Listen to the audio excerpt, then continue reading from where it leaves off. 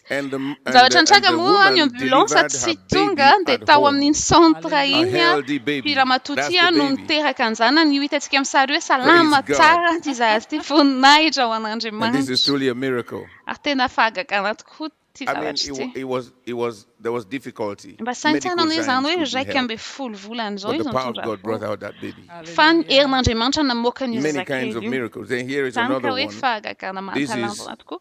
Tiany koa mbola misy from fijoroana vavolombelona Vietnam. anankiray avy any Ji Vietnam. Sai Fang from Vietnam. Avy any She was Vietnam. born with a heart condition. Her Nanana mother also aretina had the same po izy condition. tahak'izay ihany koa ny She reniny was nanana aretim-po. always tired. Dia She matsiaro could not reraka jump. foana She izy could tsy not afaka walk misaoty, tsy afaka mandeha distances. tongotra She could not ela do any be, strenuous tsy afaka activities. She attended mampiasa the ny healing vatany streams, be. live healing Ihany koa satria services, reraka foana dia in omaly izy faith, rehefa mandray knowing anjara that azy. God will heal her and her Niaraka mother. tamin'ny finoana hoe Immediately, ikasika the anazy man of God, Andriamanitra Pastor ikasika Chris, sy ny began reniny. Ary ministering. rehefa She nanomboka got nivavaka healed, ny and her lehilan'Andriamanitra mom Pastor also Chris received her dia healing. nandray fanasitranany Hallelujah. izy sy ny reniny. Halleluja. Yeah, this is the video. This is the Io video. zao an, tsia 叫西塞方，我是越南的，感谢赞 avy any 美主。 Vietnam 我 izy. 是等于是我是心脏病的， Praise the Lord. 我妈是 aretim-po nahazo anazy an. they 心 are 脏病， they are both 我 strong 小时候来我 and can now do all that they couldn't do Ankehitriny before. izy ireo dia efa matanjaka tsara ary They've afaka been manantanteraka ny rejoicing zavatra rehetra ever afaka since nataony teo yesterday. aloha. Feno And now fankasitrahana her izy ireo entire tena family believes in mientanentana God, dia and ankehitriny she's vokatra ready izany fianakaviany to rehetra spread the nandray gospel an'i Jesosy Kristy ary to vony more izy ireo people hitory in ny Vietnam. filazantsara amin'ny olona Praise the maro Lord. any Vietnam. Voninahitra ho Hallelujah. an'Andriamanitra. Halleluja. Sir? I have yet more. Yes, let's just take it. Two Mbola more to misy read. mbola misy fijoroana Now, vavolombelona this is tokony David from paraina. Nigeria. David avy any Nigeria. David had never walked from birth. Davida izay tsy afaka Had never nandeha mihitsy walked from His hatramin'ny mother natonga brought avy teto him tany, from izany hoe hatramin'ny Yola niperahany to azy. a member's house to attend. This miracle happened in Lagos. Nitranga Brother from Yola tany to Lagos, Lagos, to a member's any house. Lagos ty To fahagagana attend ity. the healing streams, Dia live ny healing fianakaviany tao services ihany nanasa anazy with Pastor andray Chris. anjara tamin'ny Yesterday, after the man fandaharana of omany God araka tamin'ny Pastor ministered Chris. Tao aoriana ny Pastor to Chris those nivavaka ho who an'ny needed olona izay healing, nahazo he not only nitady stood up, but fanasitranana. walked. Dia This is rehefa a natao izay miracle. tonga He dia never walked nitsangana from izy birth, dia and nandeha he's 7 tongotra. years old. Taddio hoe Hallelujah. 7 years old. sivy taona ty zazakely, fito taona ty Look at zazakely ty ankehitriny tsy afaka nandeha mihitsy izy hatramin'izay. Iny izy iny hitantsika afaka mandeha.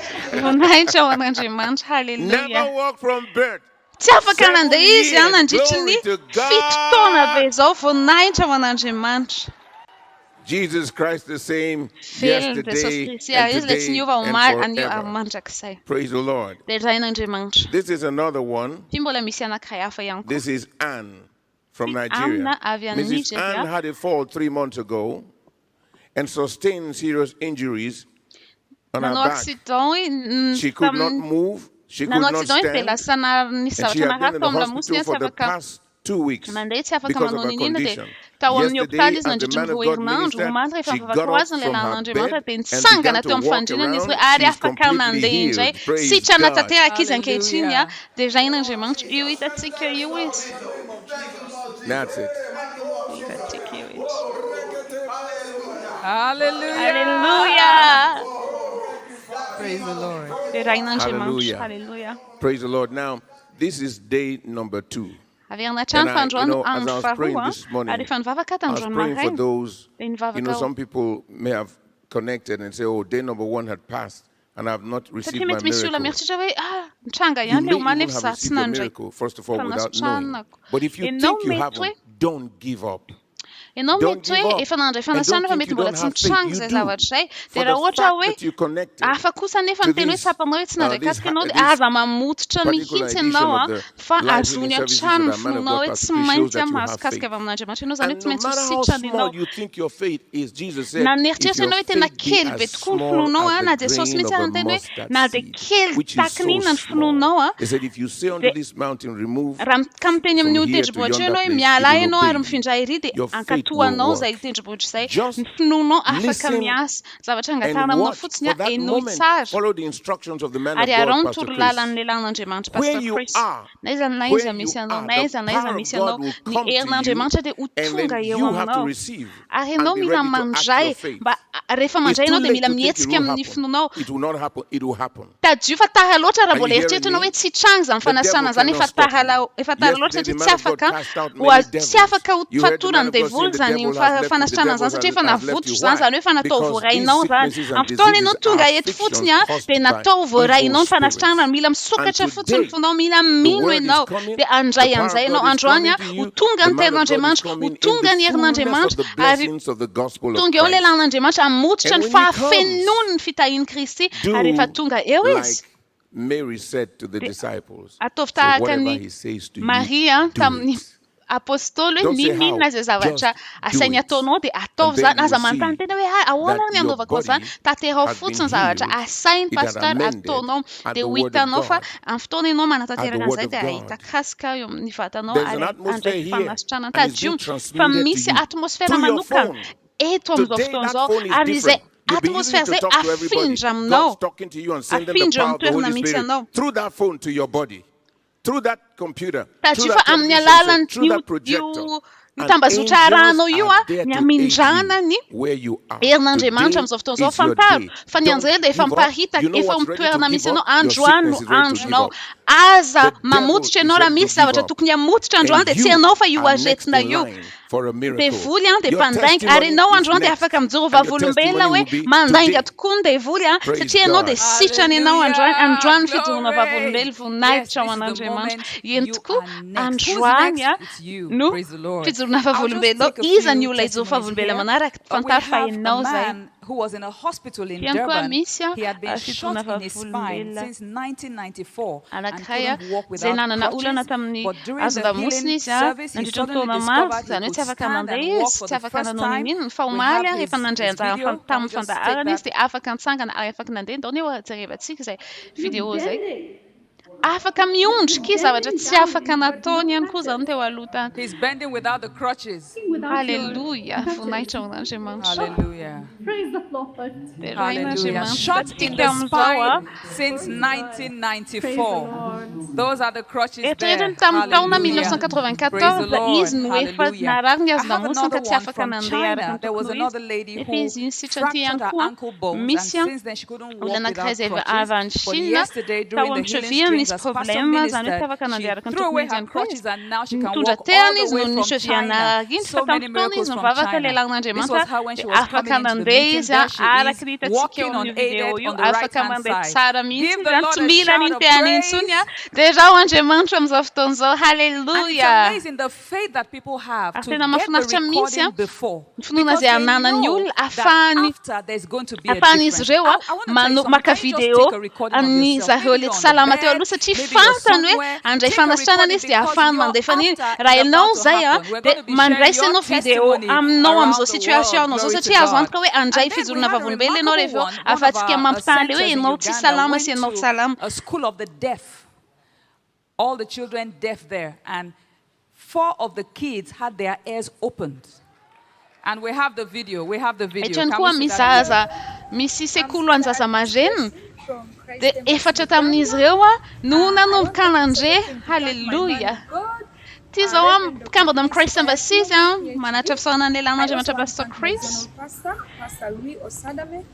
Here we are at Uganda School of the Deaf. We have Any Uganda ny toerana misy anazy a sekolo an'ny olona tsy maheno zany hoe marenina they can hear.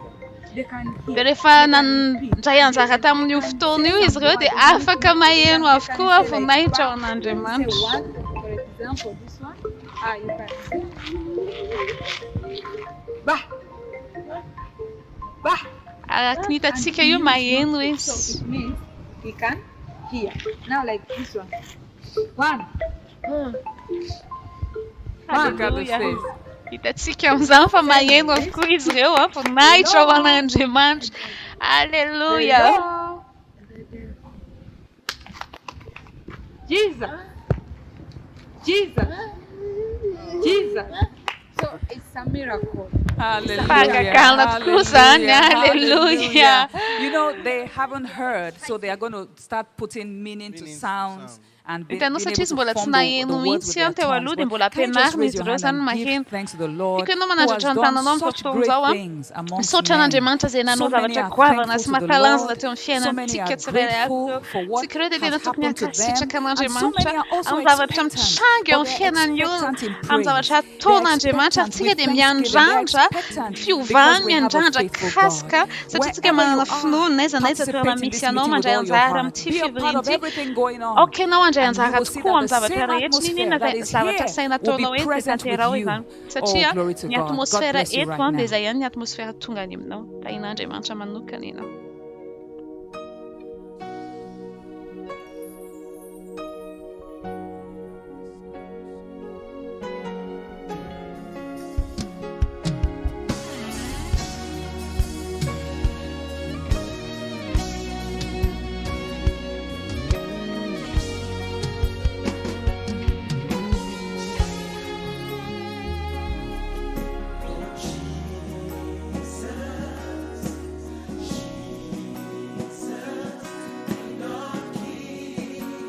Ianao Jesosy Kristy ilay mpanjaka ny mpanjaka, ianao ny tompony zavatra rehetra. Ianao Jesosy tompo, ho Andriamanitra mahery. Miankoroka aminao ny zavaboary rehetra, miankoroka amin'ny seza fiandriananao. Ambara hoe izy ilay Jesosy, ambara hoe izy ilay tompony tompo, ambara hoe izy ny mpanjaka ny mpanjaka. Tompony zavatra rehetra, izay ny Jesosy tsika izay.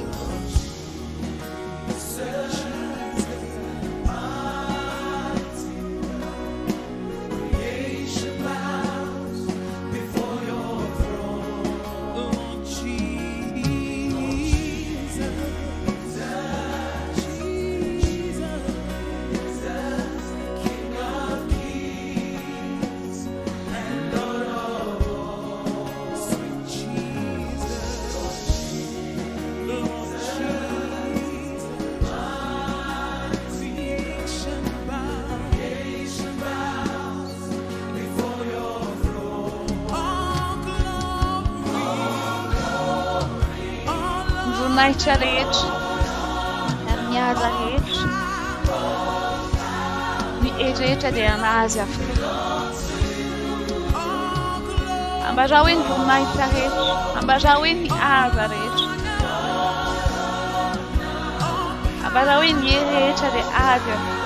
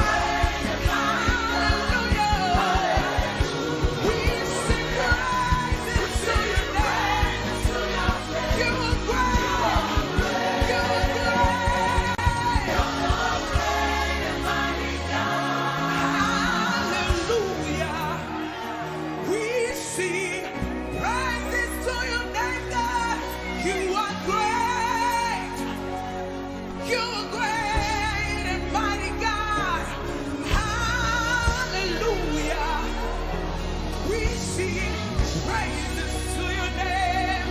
You are great.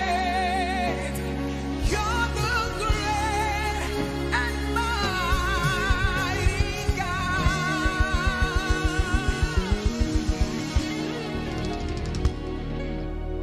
Hallelujah, hallelujah. Hallelujah. Praise the Lord. Lift your hands and Veja praise the inanimamente Lord. hasanjatun tananodem tiraw Oh, anji yes. mancham zofton He's a zo. great and mighty Ent kuiz le God. anji mancha le vesma ish. Oh, Baliga Sukashati. Yes, Lord, we give praises to your name. Tumpo mina Oh, inteira ni Baliga nahalo masun. Sukashati. Oh, hallelujah. Hallelujah. Hallelujah. Hallelujah.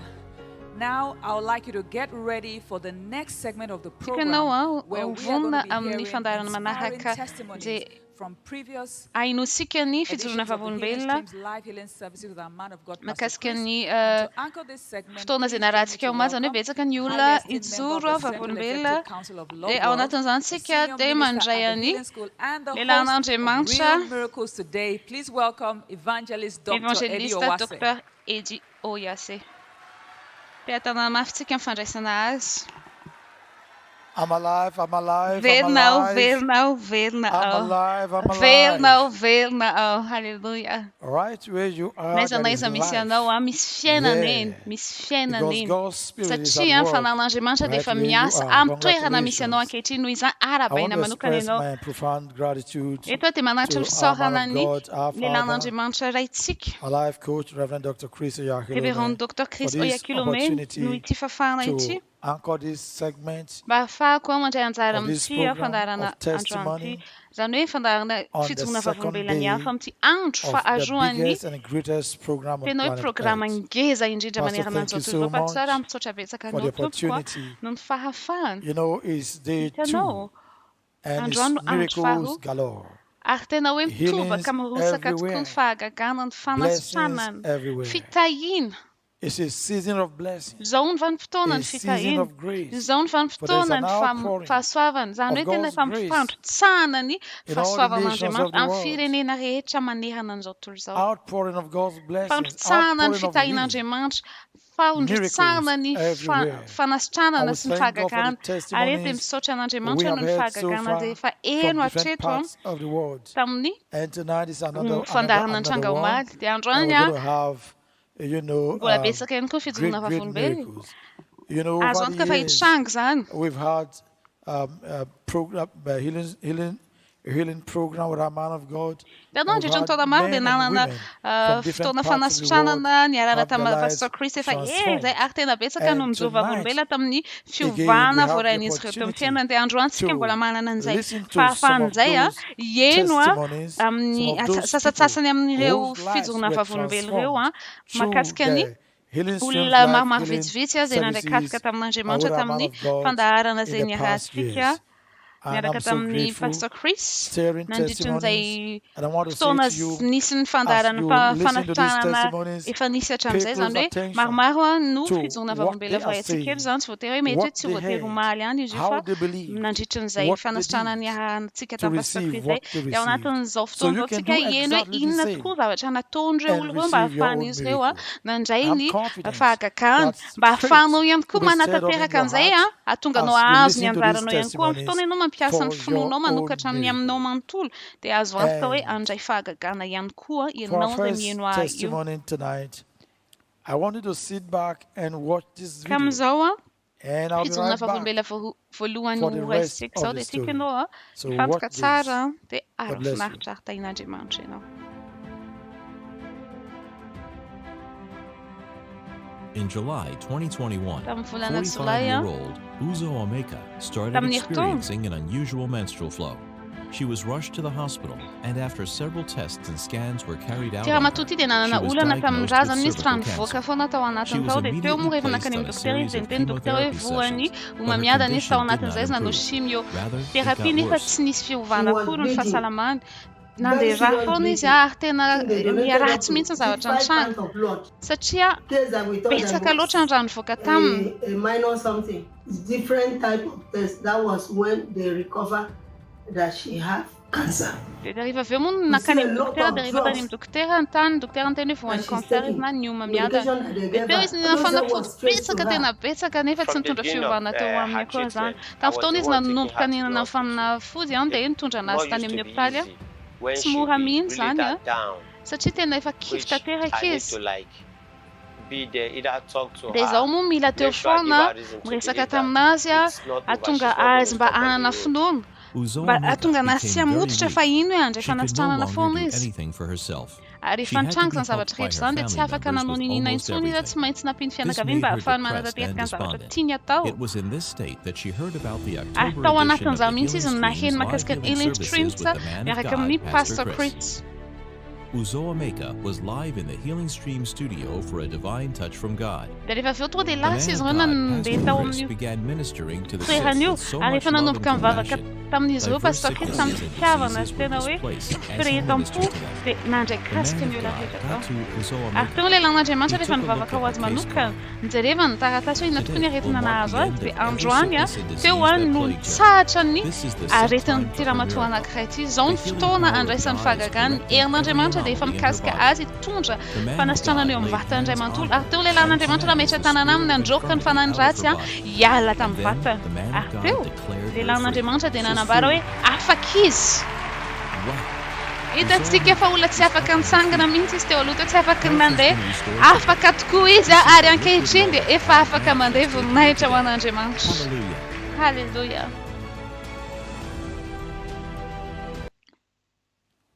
Ladies and gentlemen, Uzoameka is right in the house. Can we make welcome? Afaka miteatanana mafy azy ve tsika ankehitriny amin'ny fandraisantsika azy. Halleluja! Hitantsika amin'izany fa tena miramirana tokoa izy hitantsika amin'izany fa miasa eo aminy tokoa ny herin'ny fanasitranana. Halleluja! Mahafinaritra mahita azy tsy ohatr'izao mihitsy izy omaly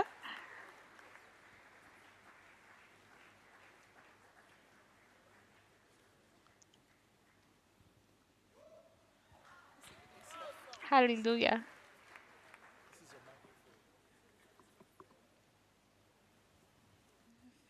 Amazing. Congratulations. Arabaina manokana ianao. You have a lot to tell us. Tena betsaka ny zavatra tokony Can you zarainao just aminao. talk to us Aminay afaka about miresaka how you aminay ve ianao hoe received your tahaka ny ahoana nandraisanao ny fahagaganao. Dia rain'Andriamanitra. Faly tokoa izy. Halleluja. Voalohany aloha te hisaotra an'Andriamanitra mahery aho. Tena mahatoky tokoa Andriamanitra. Ary te hisaotra ny lehilahin'Andriamanitra pastor ndraiko pastor Chris no ny fahafahana. Ary no ity sehatry ny healing stream ity ihany koa. It's not every time you have such opportunity. Tsy isan'andro ianao mahita ny karazana fahafahana tahaka izao. Healed. Hoe sitrana. Pastor, I don't know where to start from. Is it from the diagnosis? Is it from the trauma? How it affected my family, how it affected me, my relationship? And on my journey to this place. And coming here now. Resaka izy hoe tena hoe nisy fiatraikany ratsy teo aminazy teo amin'ny fianakaviany ny zavatra mitranga tamin'ny rehetrarehetra reny dia eto ankehitriny efa voaraiko ny fahatra ny dokotera miteny hoe efa afaka le cancer zany efa maty le oma miadana zay mahatonga hoe tsy hitako tsony izay tenena satria feno fankasitrahana loatra ny ato am-poko ato. I can tell you that when I came here, afaka miteny aminao pastor rehefa tonga teto I aho was just hoping Pastor would just touch me. dia nanantena hoe pastor Andriamanitra tiako pastor Chris mba hivavaka ho ahy. And I'll be healed. I'll take the healing dia and I'll horaisiko go.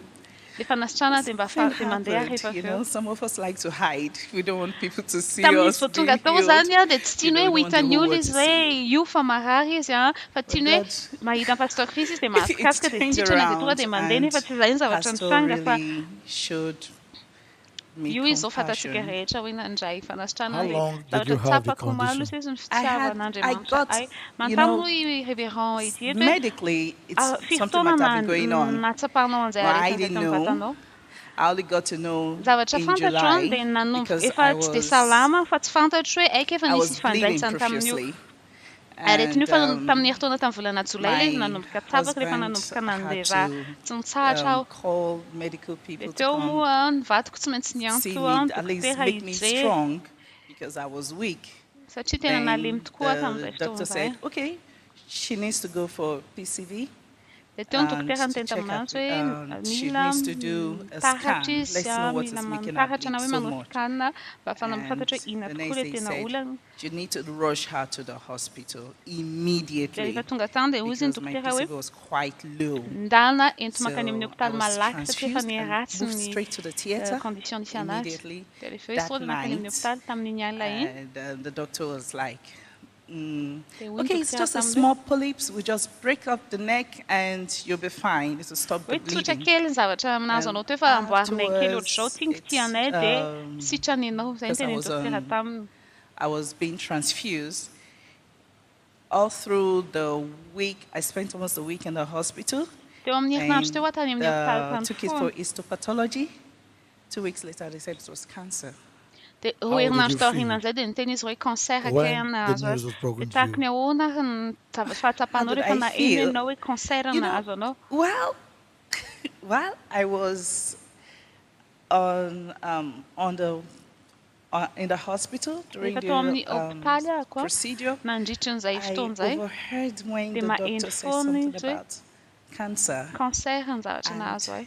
immediately, Ary teo no eo I went into depression. lasa I tena immediately ny mafy snapped off. taminahako ny Like, I fahinoko went an'izay into lasa hoe shock. tampoka Everybody tampoka kept ilay izy ary talking to tena me. sarotra I tampoka refused to nanaiky azy. answer.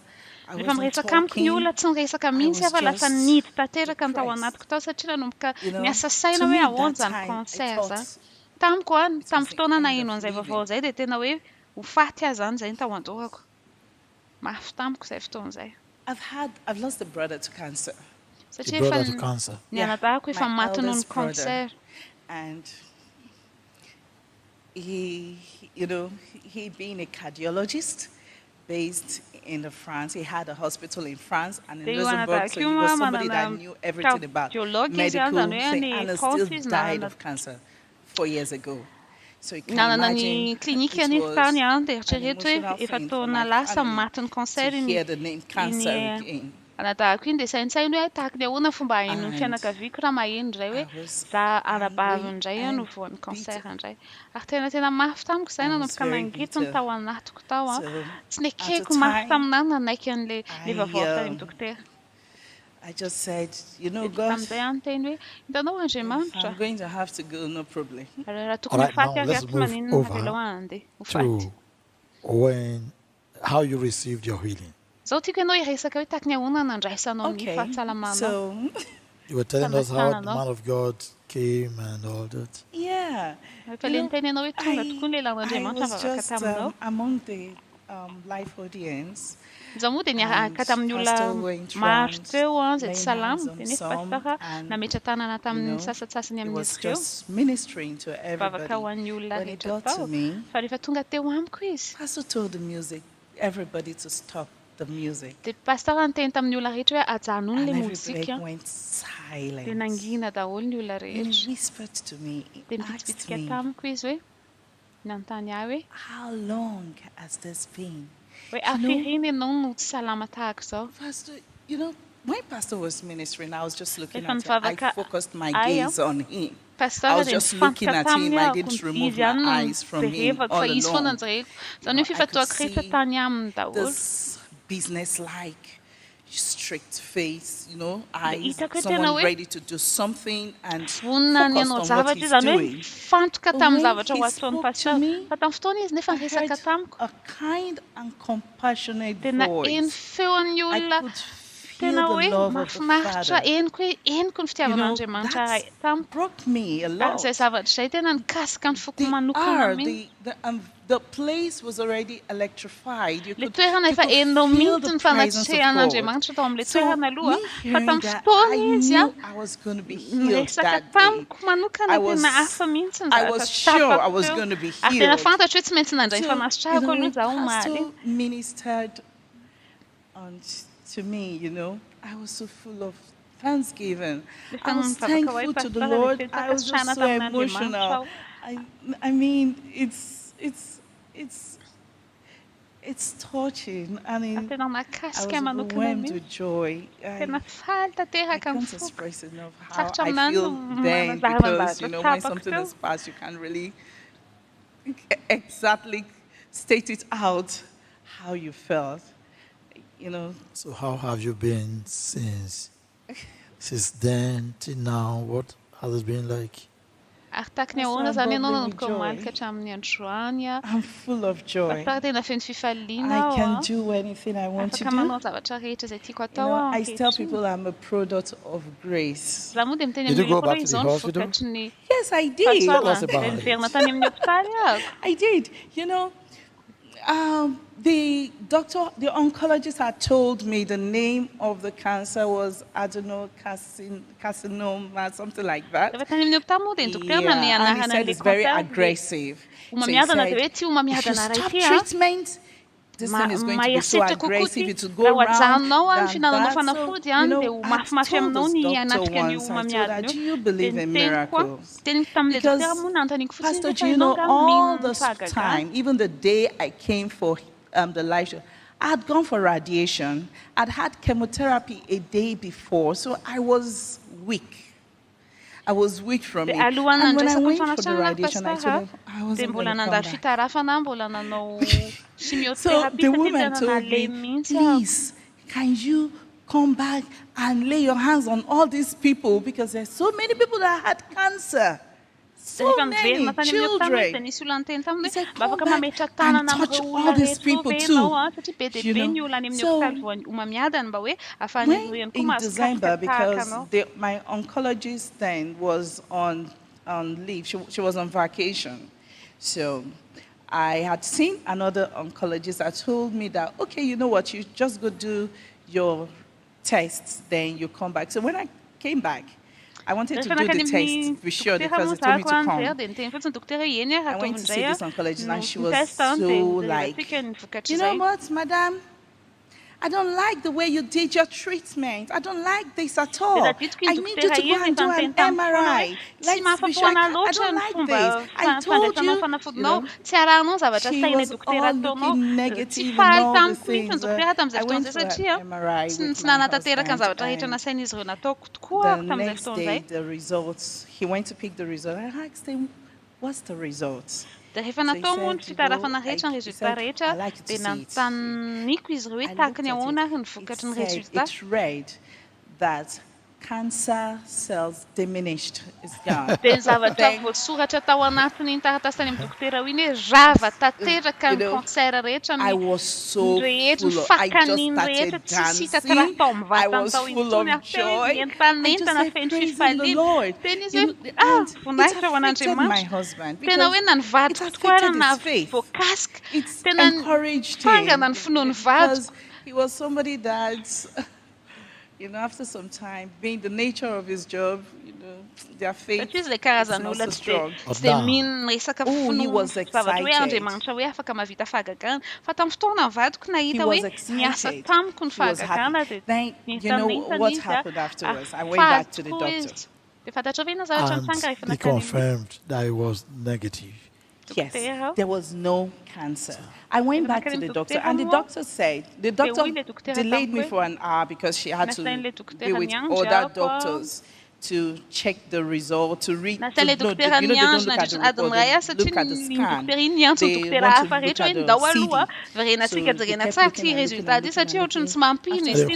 They found nothing. No cancer. They said, Madam, this is the kind of report we like.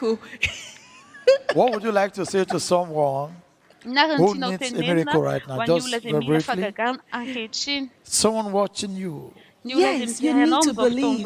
You need to have faith in God. And let me tell you what I did. I set a day for my miracle.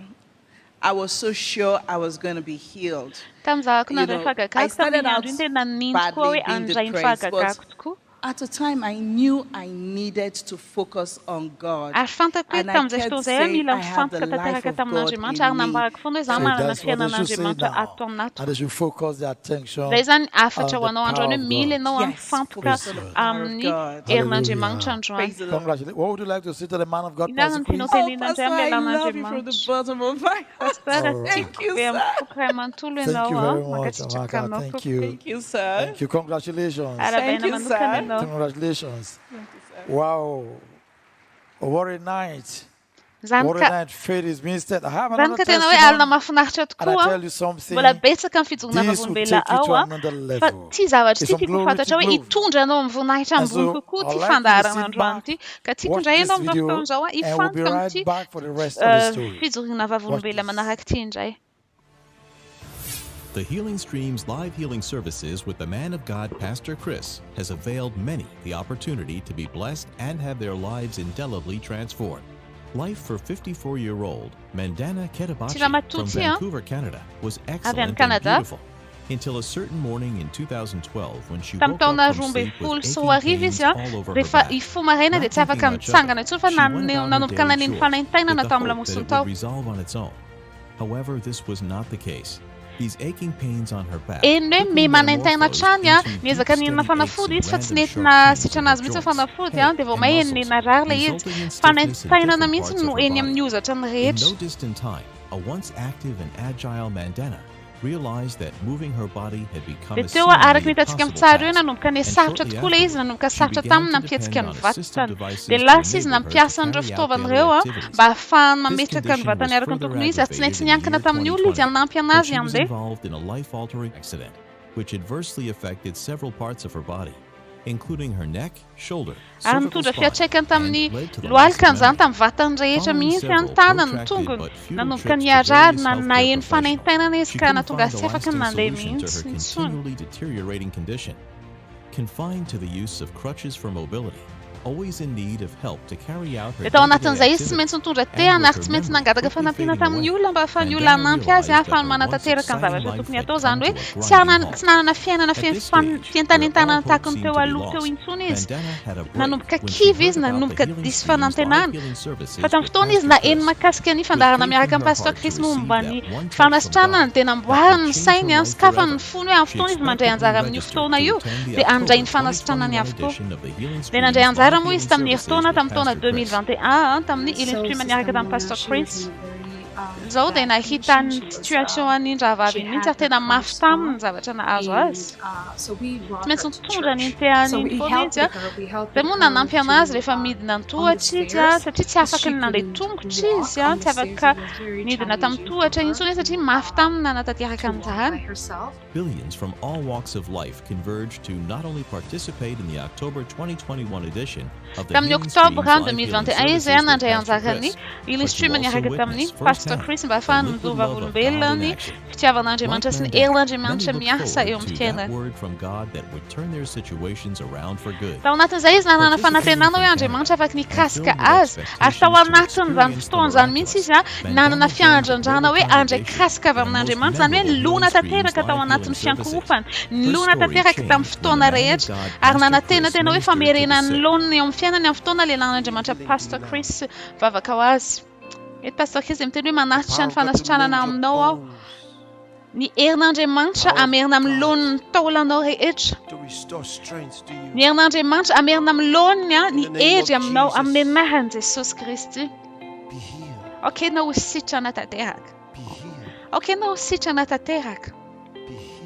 Okena ho sitrana tanteraka. Oka ho fahataterana ny manjaka amin'ny vatanao. Mandana immediately acted Ary tao and anatin'izany instantly mandana received tonga her dia healing. nihetsika tamin'ny finoana izy a Mandana is completely ankehitriny healed, dia healthy, sitrana and strong. tanteraka izy a Now ary she matanjaka. requires no assistive Amin'izao izy tsy devices mila for olona mobility. manampy anazy intsony a She idina ny remains tohatra thankful fa to vita God amin'izany a who has fety restored her fakasitrana to life and amin'Andriamanitra health. moa izy no amin'izany a This is tamina indeed merenana a Andriamanitra glorious tamin'ny loniny miracle. fiainany. Hitantsika Mandana misary hoe presently tena efa lives in the reality of salama God's tokoa word. izy a According to miramirana izy a Jeremiah tsy 30, mila verse fanampiana 17, intsony izy "For I ary will izay mihitsy ny restore soratra health masina ao unto amin'ny thee, bokin'ny Jeremia and I will 30 heal thee of thy wounds, 17 saith izao the Lord." amerina ny loniny Hallelujah. fahasalamanao ary ny asitrana ny fanentainanao sy ny ratranao. Halleluja. Ladies and gentlemen, Tomplasy Madonna tompoko is in the vavy a house. ato Titanti mandaran Joan. Do tsika iteaka ho azy amin'ny fandraisantsika azy. Halleluja. Araka hitantsika iny afaka mandeha soma tsara izy voninahitra ho an'Andriamanitra.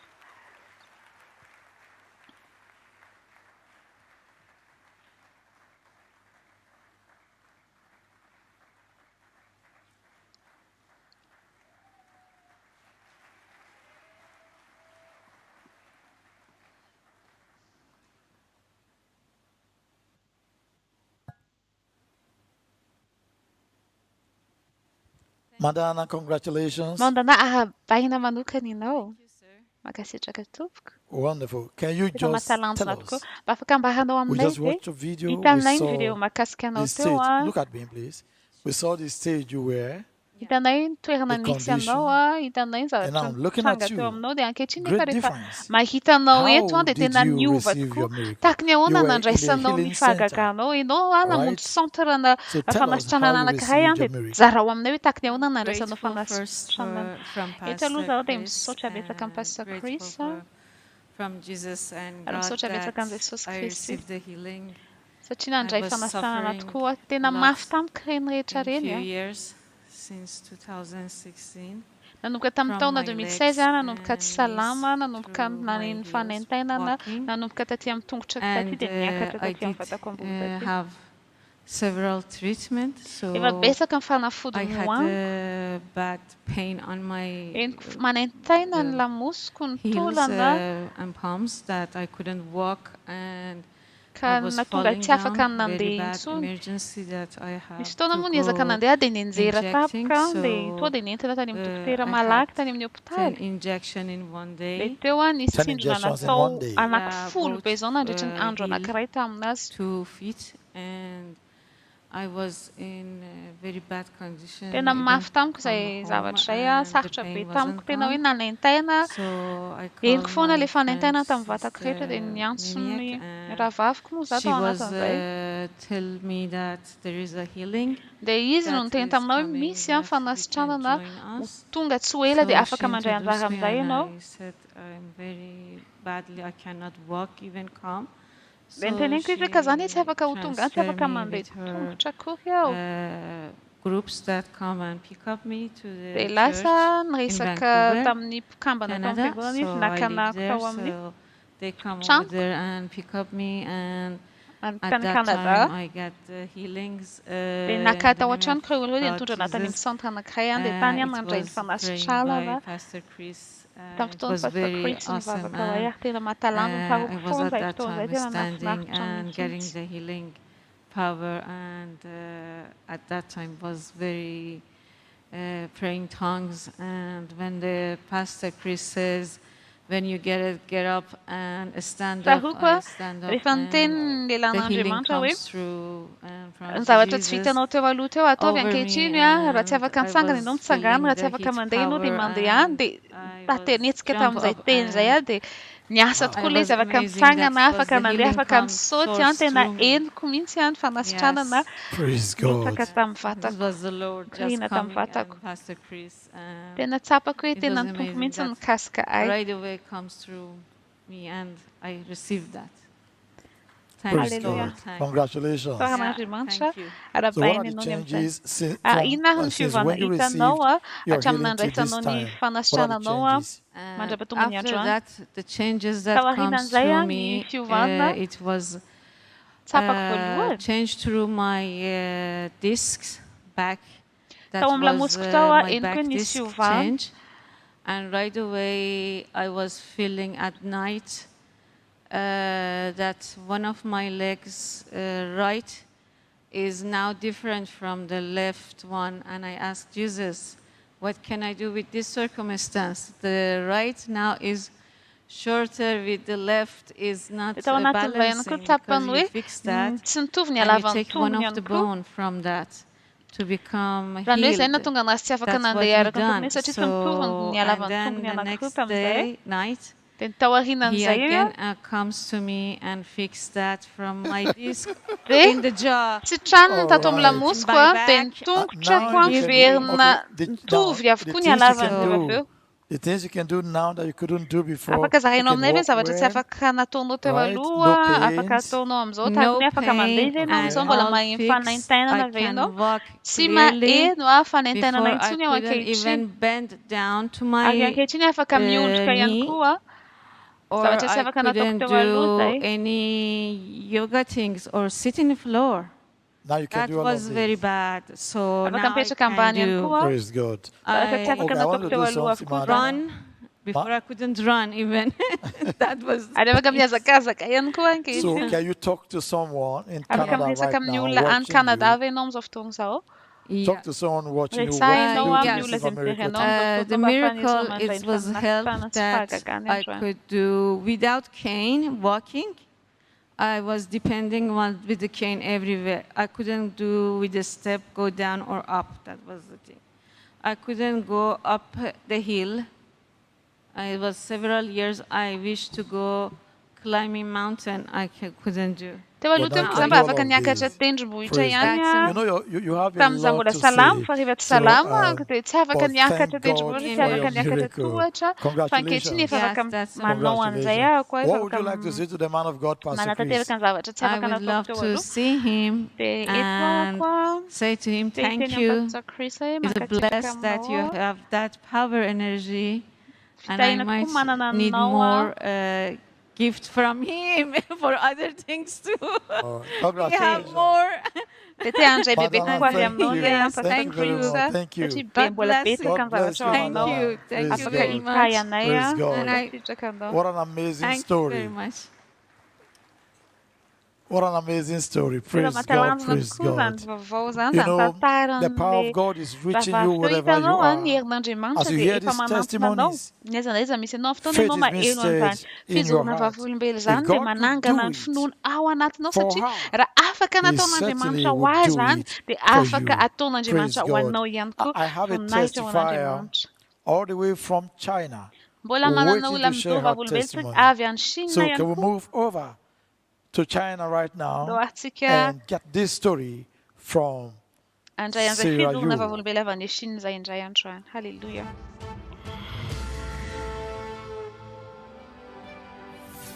In the year 2010, Sarah, a 41-year-old lady, was diagnosed with cervical spondylosis, which was accompanied with difficulty in walking, headaches, and muscle stiffness. This condition affected her for 10 long years. She required a wheelchair to aid her mobility.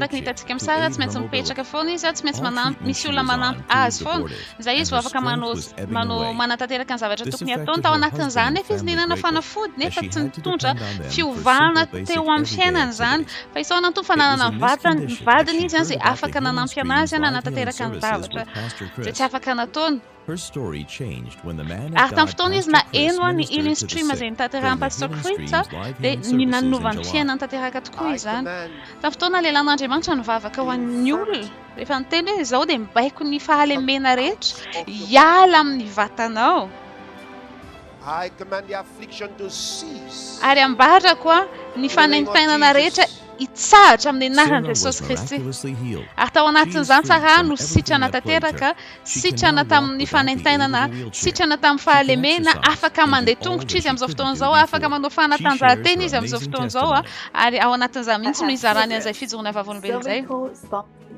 Tena ratsy tamiko zavatra nahazo aina nandritra ny 10 taona ve izao tato amin'ny lamosiko tato amin'ny atokako tato narary tena narary zany hoe natonga tsy afaka niondrika.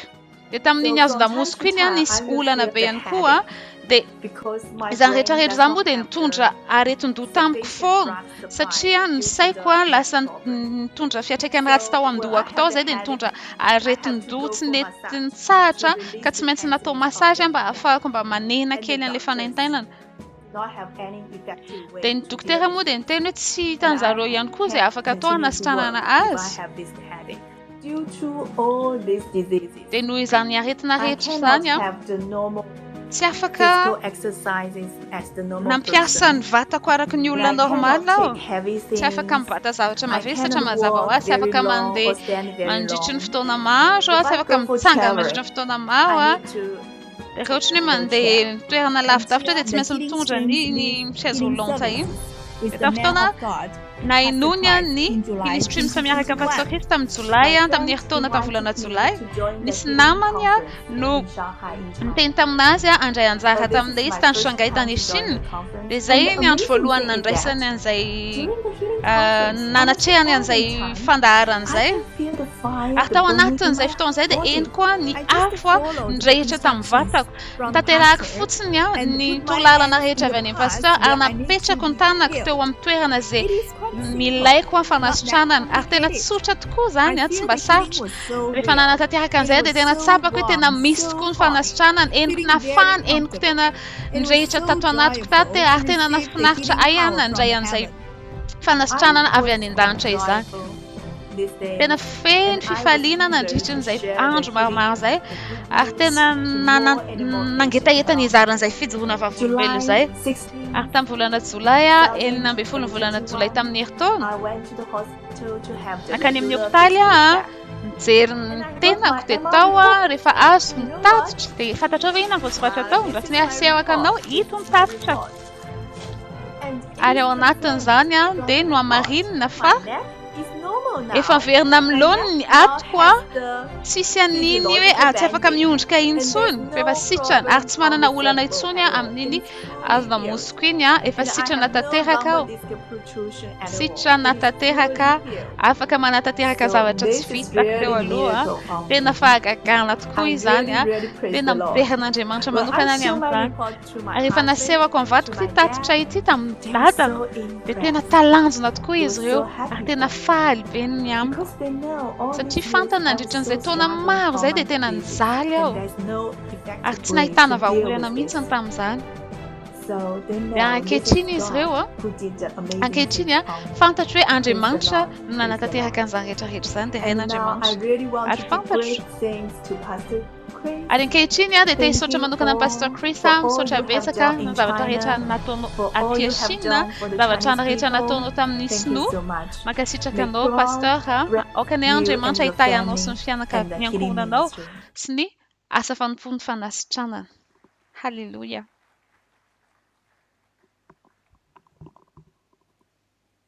Praise God, praise God.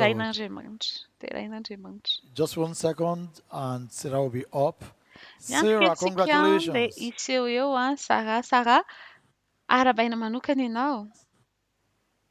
Hi, Sarah, can you hear me?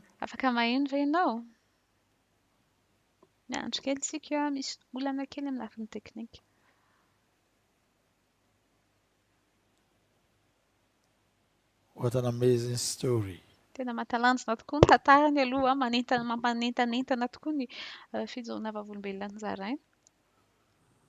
I cannot hear any. Okay, but can you hear me now? Hello.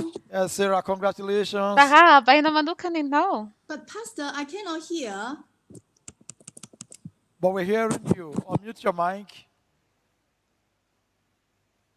Can you hear us? Can you hear me?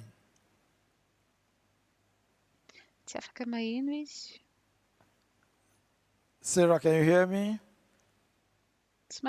We cannot hear you. Oh, what an amazing story. Can you hear me, Sarah?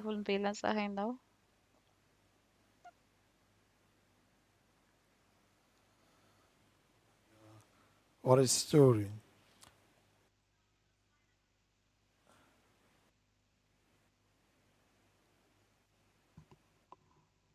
Just 1 second, waiting for that reconnection. I thought to hear from her how she prepared. Sarah, can you hear me now?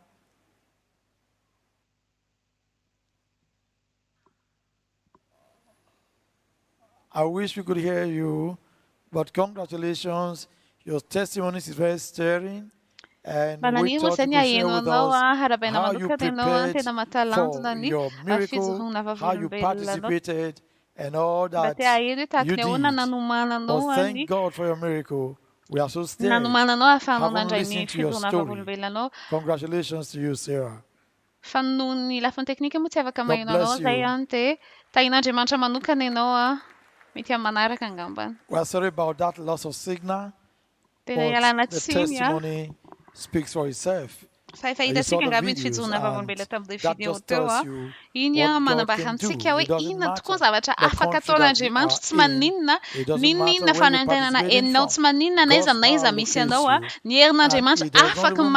the condition is. So we're so grateful to God for what He did in the life of Sarah.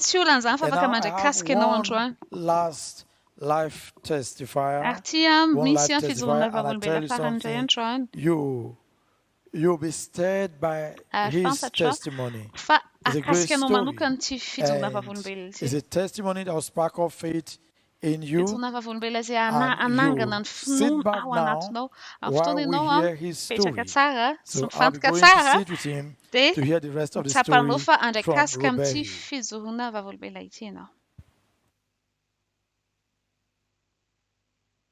Robehi, congratulations. Sit down.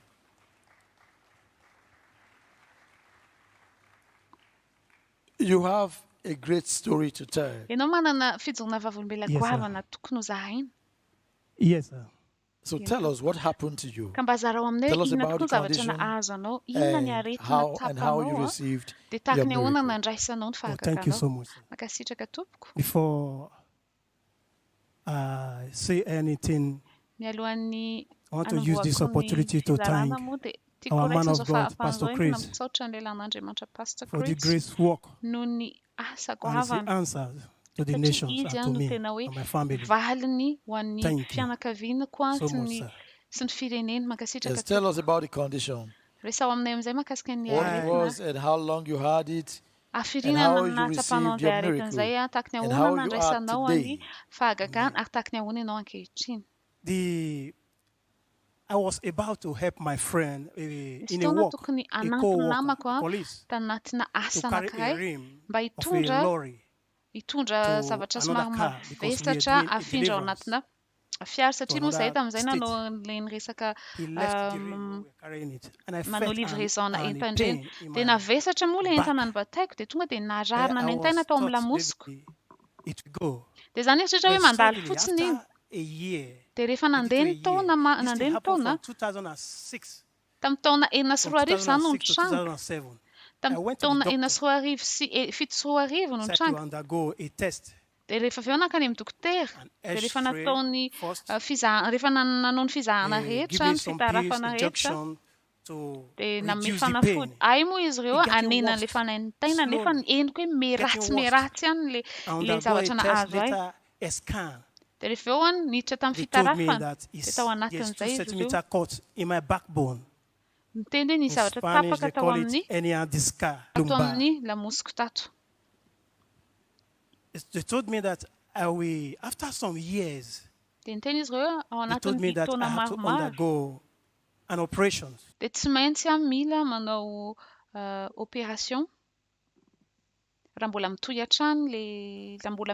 But later, they told me no, because it's 2 centimeter cut. It's a small injury, but it's a cut. And it's a place, it's delicate. And they cannot operate such a place. To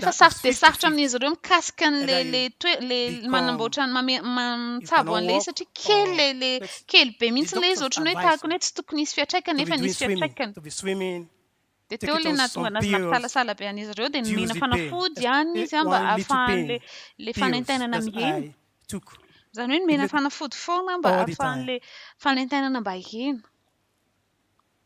One day, I was watching Your Love Word with our man of God. Our man of God was explaining this was when your Love Word began in America. This a new face. This a new face. I was watching. Then our Papa, Pastor Benehe, asked our man of God, what is the new face? Our man of God began to explain. I was watching. The word caught my attention. Our man of God said, we will see the Spirit of God manifest Himself through the telly to every home. I grabbed that message. This was years ago. That was 4 years. Then after years, then to the time of lockdown, rehefa tonga moa ny fiboana tamin'ny taona 2020 dia eny koa vao mahina tena be mihitsiny aho. Dia tamin'izay mihitsiny le làn'Andriamanitra nanomboka ny resaka mahakasika ny fandarana mivantana fandraisana fanasana miaraka tamin'ny Pastor Chris. How the manifestation of the Spirit of God will manifest. It's like I was waiting for. Dia tao anatin'izay rehefa nanoratra anarana mba hiandry ny andrandra fatratra hoe tahaka ny ahoana tokoa izany fanahin'Andriamanitra izany rehefa mihetsika. Dia tao anatina vondrona anankiray moa izao nandray anjara. A good work. Morning, afternoon, evening, we are there praying. Dia nanomboana anazy dia nivavaka foana izay nanovavaka fanelanelanana mba ahafahan'ny olona rehetra mandray fanasitranana sikasika. Ary tamin'iny andro iny mihitsy niantsony anarako le làn'Andriamanitra ary tena talanjona aho. Natsony manokana mihitsy Pastor Chris niantso ahy manokana mihitsy. Za tao an-trano tamin'izay. Dia hoy izy tamiko. Dia hoy izy hoe fanentenana ao an-damosinao. To the length that I never did before. Nialy zany. Ary tena faly be mihitsy tamin'izay fotoan'izay. Let's see it on the screen. Donne io teretsika ary io araka ny hitantsika eo amin'ny écran io. Tia avy any Espagne.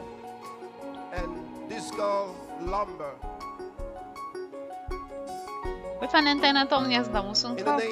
Amin'ny anaran'i Jesosy Kristy. Miala aminao izay fanaratsy izay ary miala mandrakizay. Miala aminao fanentenana ankehitriny. Miemora ianao miemora tahaka ny io ataon'i Pastor Chris io dia ho afaka ianao. Afaka ianao. Amin'ny alalan'ny hery fanamasina afaka ianao. Hallelujah. That was your moment. Zay tokoa iny tokoa ny fotoananao. Tao aorianan'iny faly be tonga teo mivadiko. Nesorina le zavatra namatotra amin'ny kiboko iny. Iny tsy na manampy anahako foana manena an'ilay fanentenana. Tsy mba manampy anahy hipetraka tsara. Satria amin'ny fotoana vao mihetsika kely dia maheno fanentenana. Dia ao anatin'izany tena misy karazana fanentenana tahaka ny ohatrany hoe misy manapaika maro be ny eo amin'ny afaka ao. It's a hit. Tahaka ny manindrina ahy tahaka izay le ary tena manentena izay dia mbola misy anankiray izay tena mahatonga anahako mikikika mihitsy satria mafy loatra le izy. Raha hoe mandeha amin'ny toerana hafa zao dia lasa ohatrany hoe petra tampoka izany. Satria tsy afaka manohitra an'ilay izy aho. Le izy ny fanentenana fa hafa kokoa nefa ny fihetsika ilay izy lasa mahatonga ahy mikikika tampoka ohatra. Izany ny zavatra tsapako tao aoriana le Pastor Chris nivavaka ao ahy. Put my legs like this to lace my shoe. But now I can lace my shoe. Taloha izy rehefa mamatotra ny kirarony dia tsy maintsy napiakariny ny tongony. Fa ankehitriny afaka miondrika izy manatanteraka an'izay. If I'm going somewhere, even if I'm in the car, to come out to see somebody, maybe I'm in the car, just sit down there.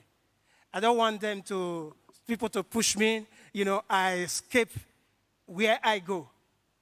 Tao anatin'izay moa rehefa mandeha any amin'ny toerana ny ivelany any ako dia natao ohatra hoe ngô dia hoe hikasika tsy olona hikasika satria amin'ny fotoana hoe misy mandona dia tena manentena ilay izy dia miezaka miala amin'ny olona foana ako rehefa mandeha mba hahatonga ahy tsy voadonan'ny olona. Kanefa tao aorianan'iny fotoana iny le làn'Andriamanitra nivavaka ho ahy. Rehefa niteny le làn'Andriamanitra hoe afaka ianao araka ny hitantsika teo. Tao aorianan'iny dia afaka niazakazaka aho. Niazakazaka nidina tany ambany, niazakazaka niakatra ny tohatra. I don't even know when I pick up the car of key. Tsy haiko koa hoe fotoana ohatrany ahoana ny nandraisako pillow like this. This one is different. There's a pillow that is prepared when you're having back pain. Satria manko izy teo aloha teo nampiasa karazana ondana tahaka ny mba manampy anao hipetraka. Amin'ny fotoana ianao mandeha fiara, mitondra fiara dia tsy maintsy apetraka eo amin'ilay sezan'ny fiara iny mba tonga azo ainy. Dia tamin'iny fotoana iny izy tao aorianan'iny lasa nitondra ny fiara tsy nila ny ondana intsony fa tena hoe afaka nanatanteraka an'izay.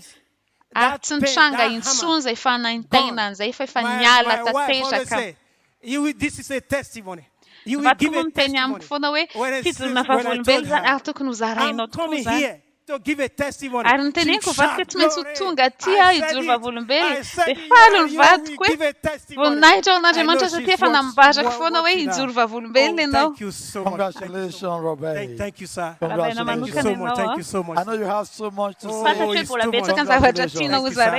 Would you just talk to someone in Spain? Te anche cine non aveva come resa camnulla language and English is fine. Okay, just talk to someone in Spain on what to do. Someone watching you who needs a miracle right now. Let me just say it in English, little one in Spanish. I just want to have faith. Believe when man of God comes, you will be a part of that new face. And the fruit of God will manifest in you, wherever you are, in your home, in your car, wherever. In the name of Jesus, you will receive that miracle. It's today. It's your day. Amen. Aleluya. Yo quiero decir, si usted está viendo a nosotros ahora, cualquier enfermedad, lo que tú tengo o lo que tú tengas, hoy es su día. Hoy es su día. Cuando el hombre de Dios dice, recibe, tú recibes su milagro. En nombre de Jesucristo. Amén. Amen. Amen. Oh, wow. Amen. Amen. Amen. You've heard it. And now, tonight is your night. And now. 1 second. Sarah is up, and I want to get the final word from Sarah. Raswefa afakam resakam sarandet kan ver nam resakam sarale aviani shin. Afakam ayun na even nom so. E afakam yin saram sais ya mayin saris. Can you hear me, Sarah? Yes, I can hear you. Praise God. Your testimony is stirring. Your testimony is stirring. Can you tell us how you prepared for the program, the Healing Service where you received your miracle? How did you prepare? I kept praying for the healing. Zadin fava kafona wan fanasam na wan fatak. Zachi zadin nana eta bemisnyande kaska vem na demant den vava ka kwa refan chang uftonu de nana na denawe nienta na mitsan tawanat kwa anjayan ze kaska zai.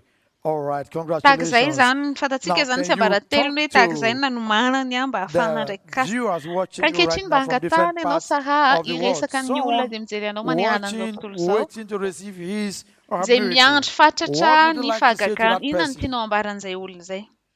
I feel faith is so important. Zava de bent nuna, zanu minue no antum. Minua chani no en rekaska de ukore no kuzan amen. They've heard you. In no gam say. Congratulations. Thank you so very much, Sarah. God bless you. Now I know you do all the things you couldn't do before, right? Fanta che afaka manon zava te zvita no te walu insune no. Afaka mande no tsmila ni chez roulante insun. Congratulations. Ara bahina manduka ni non yamsan. God bless you. God bless you. Enjoy the rest of the program. Thank you very much, Sarah. All right. God bless you. Thank you. Praise God. Praise God. And now is your moment. The hour has come. The power of God is reaching you right where you are. The same power that changed the lives of the testifiers is right where you are. So get ready for a miracle. Congratulations to you. God bless you. Oh, Father, we worship.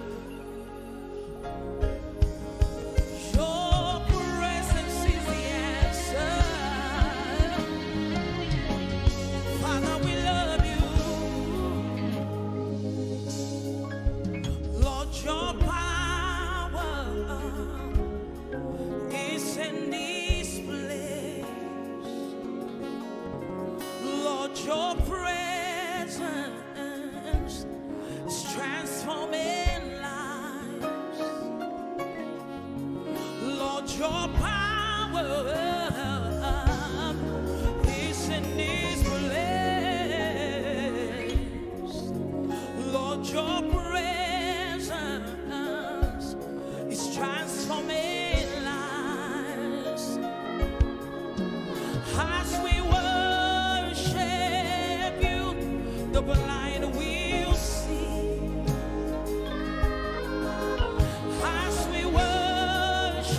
Tonda minha kuka não anjwa. Ya fakamande nyula malim. Patifana tia no tumpo. No valon zava tere line.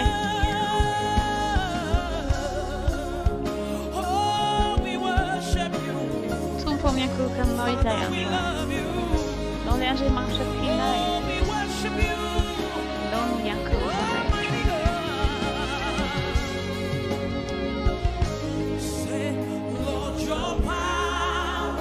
Barawe etom tituerantit kunir lo tumpo.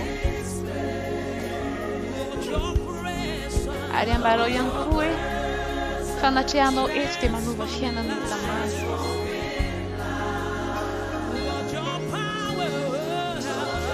Este kunir.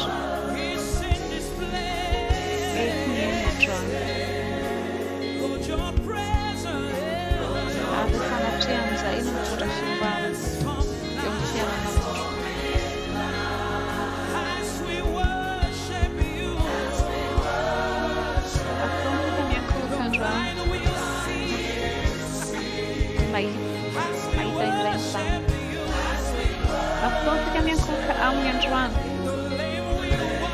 Afaka mandei engenho la malim.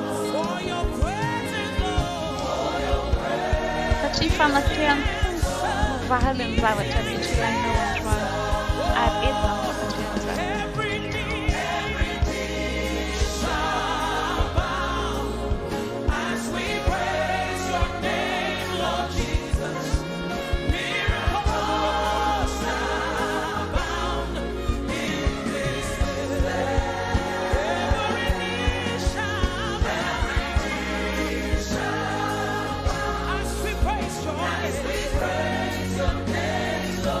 Miracles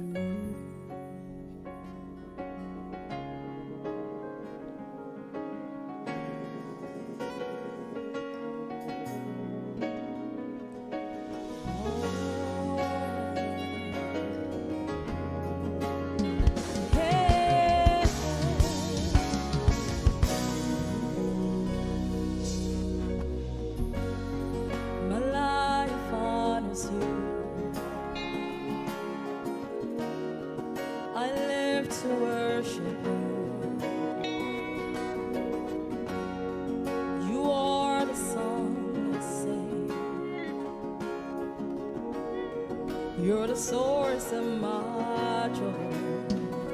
My life honors you. My life honors you. I live to worship. I live to worship you. You're the song I sing. You are the song I sing. You're the source of my joy. You're the source of my joy. My life honors you. My life honors you. Oh Lord, I live to worship. I live to worship you. You're the song I sing, Lord. You are the song I sing. You're the source of my joy. You're the source of my joy. You are magnified. You are glorified. You are the King of the world. You are magnified. Lord, you are glorified.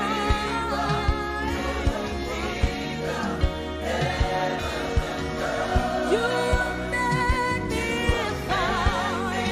Lord, you are glorified. You are the King of the world. You are magnified. You are glorified. You're the King of heaven and earth. Oh, Master, the ruler.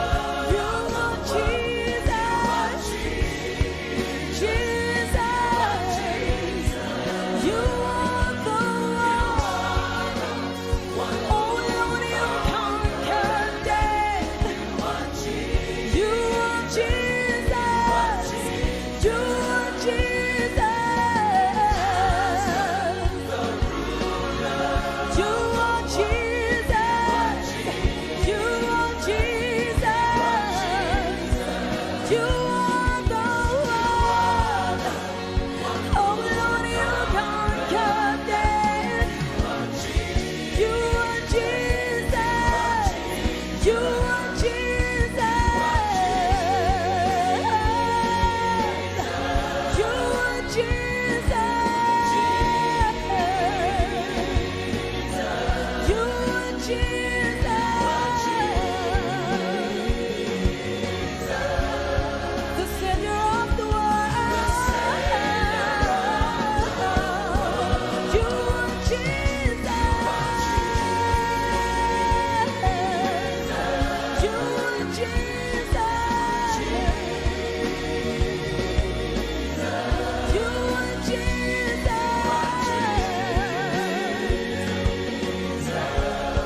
The Savior of the world.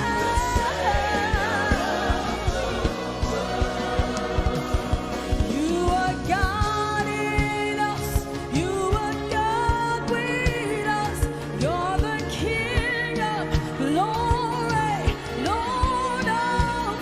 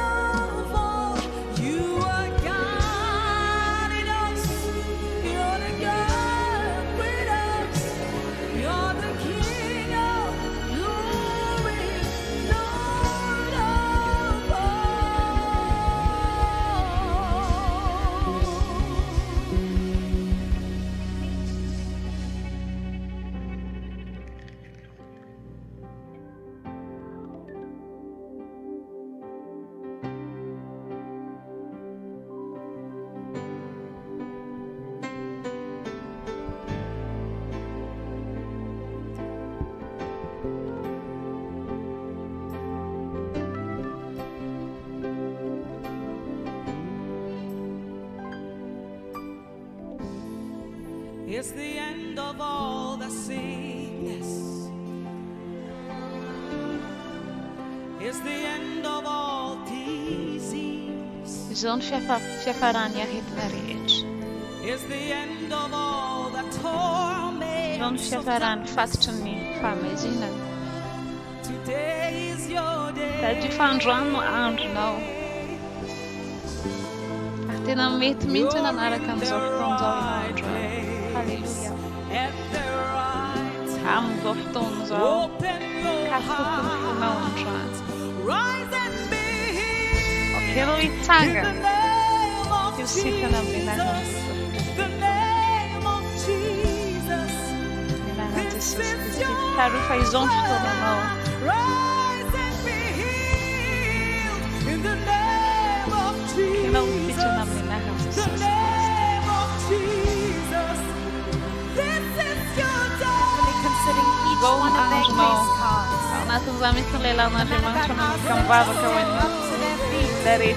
Hallelujah. Don't know. After an end kuam. Faafan atmosfera. Awanatun fiankufa na sufidera de manch. Hallelujah. Neza missionawa. Andran stona magina de mancha no. Andran faran yareten. Touch. Karazana retna rich. Faran Andran za. Rasna amtena nizro funde volrech. Arzaide sitchanis afakata terra kis. Hallelujah. Andran kun faran ulandro ulro. Andran is ro as kaskan. Hallelujah. Andran kweno mas nyanzara no. Skafun funo. Aftona le lana de mancha vava kawanje ulro afaka manjai nyanzara no yan kueno. Skafun funo. Sangare nossa chefa sitcha enorme na randa soskristi. That's que fa nyula recha ze miona mnazia de afakafku nyula recha ze ivavande manjain kaskafku manjain fanaschana nafku mietskan fana masnam zoftonzo mietskan erno fana masnam zoftonzo. Hallelujah. Zonstola no. Falie no amzanjo misula van cancer diabete.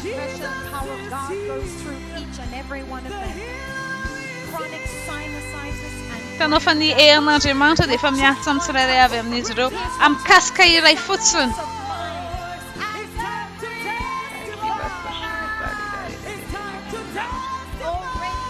Etwis de manjokan fanarats. Mizaz aquela salama yan kutia. Bible tene le fanas e nananga nan Jesus Christa matian. Nubola miasam zoftonzo mananga na fiena no mananga nan vata no mamer nan lon zavatareta Joan ftona no. Sichana nyafkav kawan Joan. Sichana nvua no sichana nyula vuan asman Joan. Artena tatera kat kuizani tanofa. Mietaneta nat kunyula manjain kaskas no fanas chana. Hallelujah. Zayan kunwan zara no Joan. Kaska irai futsun, kaska irai yande manuvan fiena nau. Sarufa Jesus Christ let's nyuva umalha nyua umanja ksai. Rafa katonyam reulro zande afaka yanku no atonyam no zan kaska irai futsun no indrasa nau Joan. Tsum voket no ora tsmandra kaska ave amnanje manch. Le kaska evan indrasa no acham zai. Joan ftona no. Mfantua chale no. Etsik amzan famiasa nerna de manch. Tsmazakan fanachi amazing. Tsmazakan fanachi alanje manchan demuni. Tsmazakan fanachi alanje manchan demuni. Hallelujah. Miasan de manchan zoftonzo.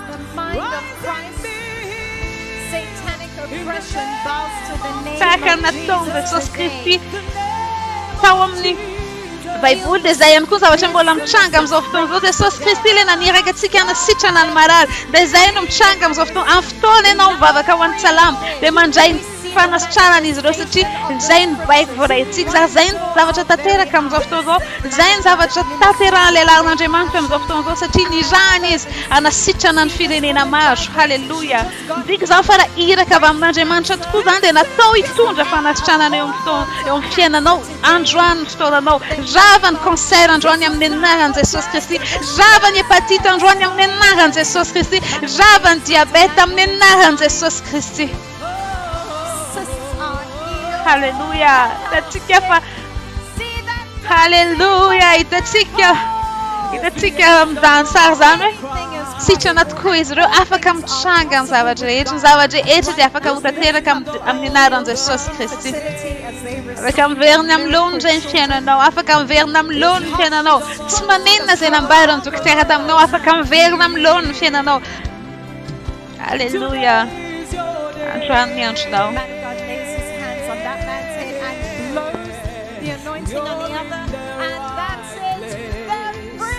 Eo ny ihany ny olona dia mandray ny fahagagahany, fanasitranany.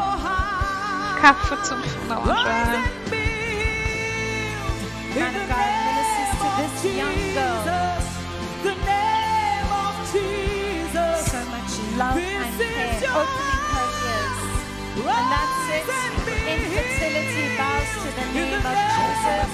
Araka ny tenena tantika many ny anarana rehetra dia natao amboarika amin'ny anaran'i Jesosy Kristy. Ny anaran'i Jesosy ilay anarana ambony noho ny anarana rehetra. Ny anaran'i Jesosy no miasa amin'izao fotoana izao.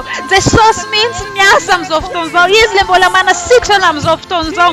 Andriamanitra tsy niova omaly anio amandrak'izay. Izy ilay mitondra ny fanasitranany io amin'ny fiainanao androany. Izy ilay Andriamanitra tsy miova. Izy ilay Andriamanitra tianao. Izy ilay Andriamanitra maniry anao. Iverina amin'ny lony tanteraka ny vatanao miaretiny hiala amin'ny vatanao zany ny fanirian'Andriamanitra ho anao. Afaka ny ho tanteraka zany androany. Raha mino ianao afaka mikasika anao ny ero fandamasina androany. N'aiza misy anao.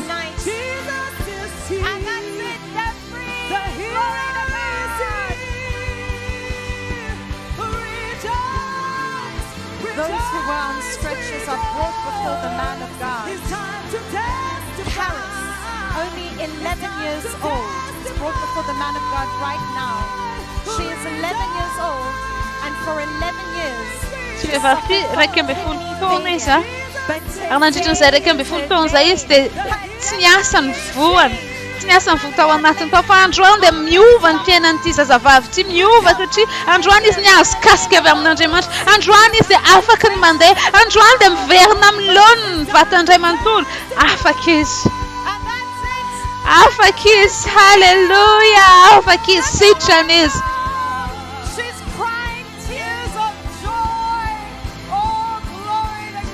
Maitra ho an'Andriamanitra. Halleluja. This woman was wearing a brace. Man of God ministers to her, declares her free. Heart disease and dyspepsia left this man unable to breathe properly. Tsy afaka miainaraka ny tokony ho izy ty lehilahy ty. Fa eto ny herin'Andriamanitra andrava sy anafoana an'izany rehetrarehetra izany. Amerina ny laoniny ny fahasalamana. Amindra n'izay ositra izay ilay lalan'Andriamanitra eo amin'ny fiainany tondra fiovana eo amin'ny fiainany. Izao ny fotoanany, izao ihany koa ny fotoananao. Halleluja. It's the end of disease. Beginning a new life and divine health. He takes deep breaths of the anointing. Hallelujah. A family receives a new father. A mother receives a healed child. Power of God goes through him. His feet and his legs are vibrating. Afaka tokoa izy. Hallelujah. Zay nyamny. Hallelujah. Sitrana izy. Hallelujah. See this man already vibrating. Tanao amizao. Diabetes mellitus for 11 Diabeta ny mahazo an'ity lehilahy anankiray ity. Eto lehilahin'Andriamanitra baikony dia amin'ny miala amin'ny vatany amin'ny anaran'i Jesosy Kristy.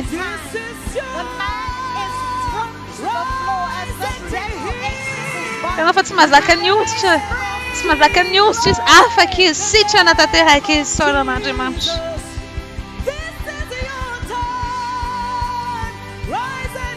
Man of God now addresses success. suffered from multiple conditions which caused him to cough up blood repeatedly. He could hardly live a normal life, unable to walk, cough blood all the time. But today is his day. Andron, hallelujah. Manina naina, aritna. Aritna ze tapa momba, kanos manina naina, paka.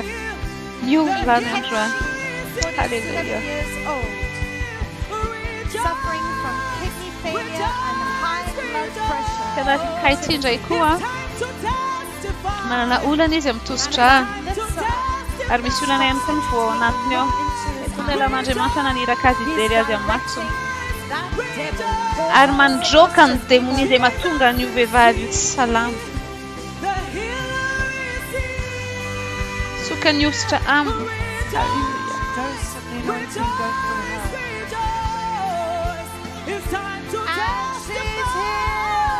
The situation is hallelujah.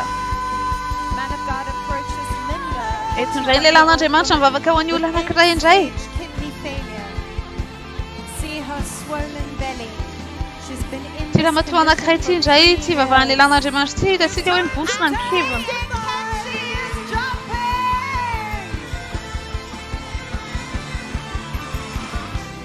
Anarit puyanku. Lela nanje mancham vavakawas. Aminjan ustra am.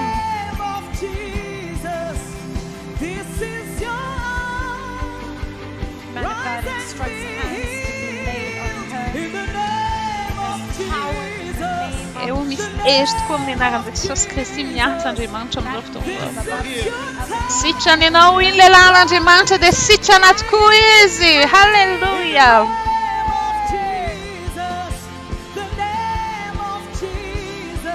now approaching favor only 20 years old.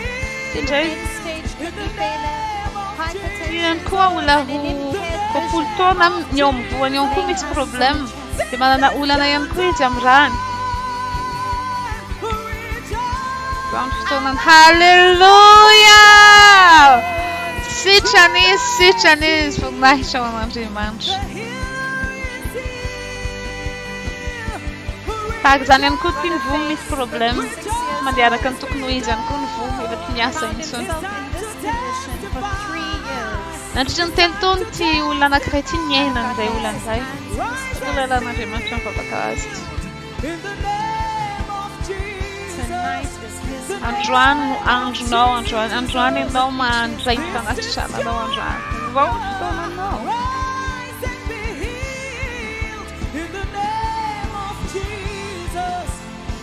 Looking into the man of God's eyes intensely. Manifest knows that tonight is his night. This is his moment.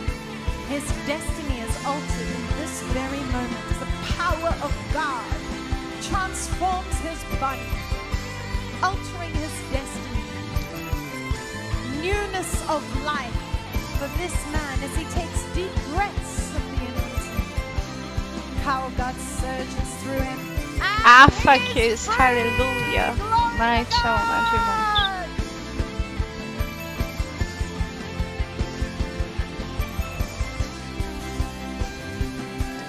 Daniel 4 and verse 3 says, how great are his signs.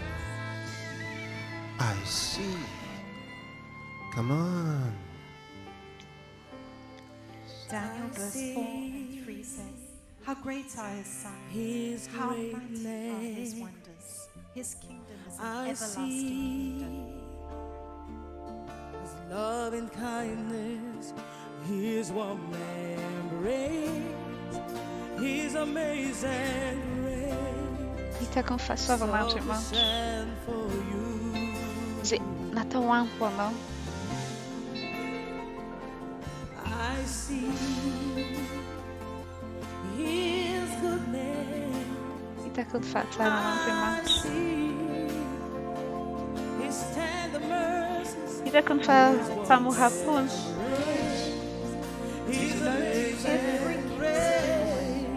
fahasoavany miasa eto amin'ity toerana ity androany ho anao manokana ho anao izay fahasoavana izay fa sitrany ianao androany raisa ny fanasitranany zany izy namerina anao amin'ny laoniny sitrany ianao androany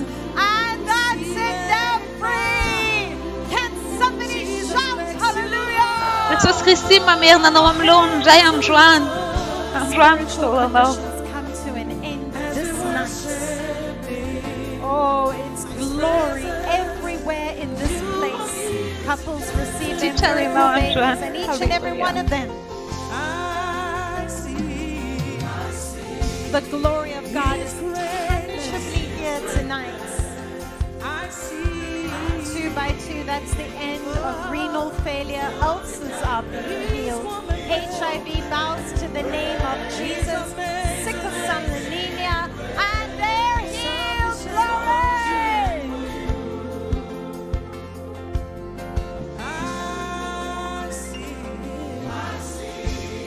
Jesus said, I am come that they might have life. And that they might have it more abundantly.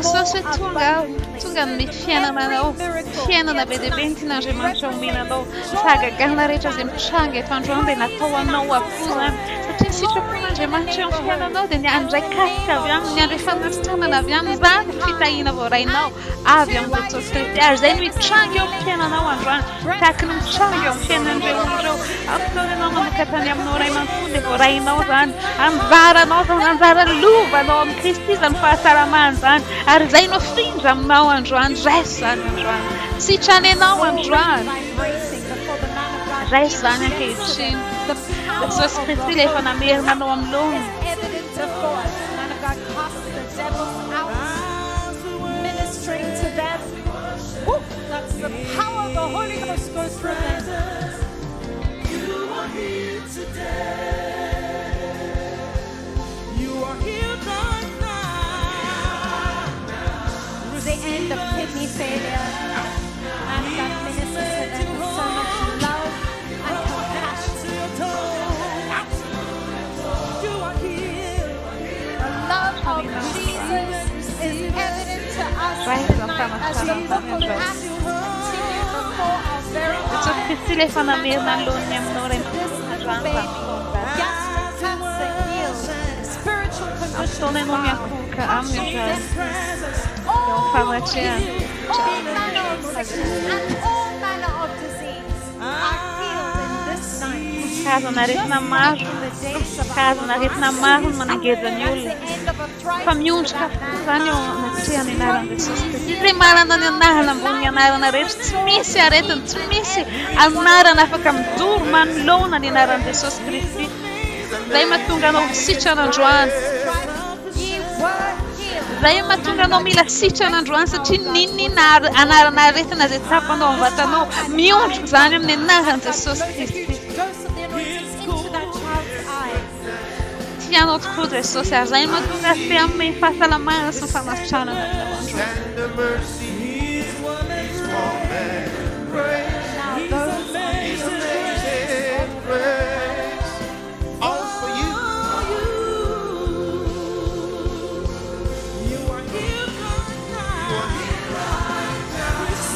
This young girl, only 24 years old, her name is Blessing.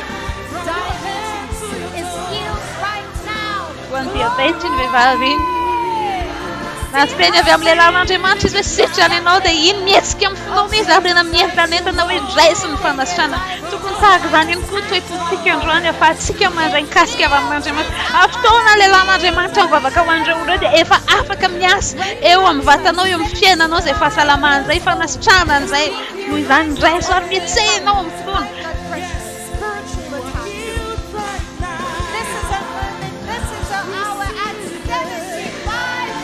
Apatrehina trano androany fotoananao zao ny oranao zao ny fotoana ahafahanao sy Andriamanitra mifandraisy miray satria amin'ny fotoan'Andriamanitra mamangy anao amin'ny fotoan'Andriamanitra iray aminao dia mandray fanasitranana ianao azo antoka ny amin'izany azo antoka ny amin'izany azo antoka ny amin'izany ary tapahitana an'izany araka ny fijoroana vavolombela maro dia efa hitantsika Fotoana izy ireo nahasikafika amin'ny tompo afaka tanteraka.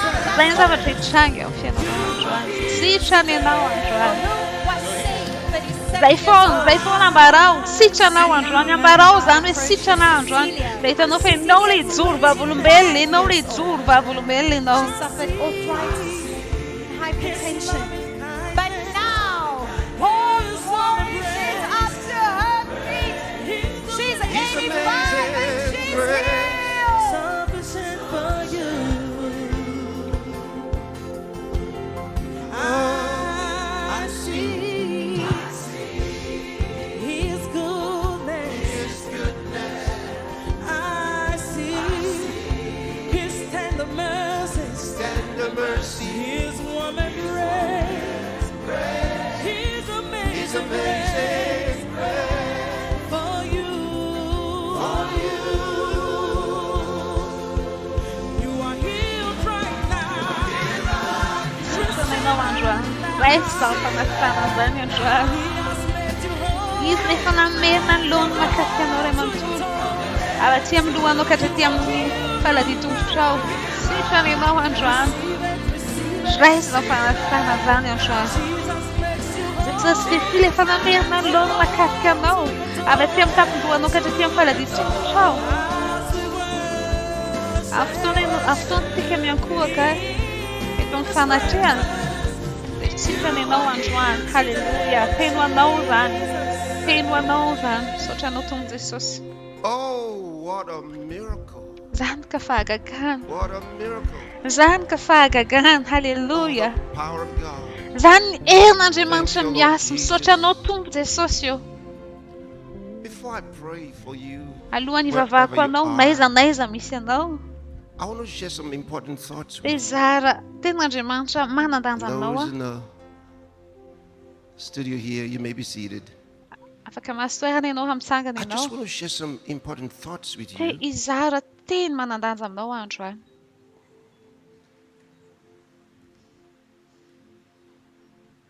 Why did Jesus come? Inona ny antony nahatongavan'i Jesosy? Why Jesus? Why did He come? Maninona Jesosy Kristy ny tonga? Why did He come? Maninona tokoa izy ny tonga? I want to give you a few scriptures, Omeko soratra masina ianao. some important verses in the Bible, Soratra masina to give manandanja you ao an amin'ny idea Baiboly izay anampy anao. how God loves us.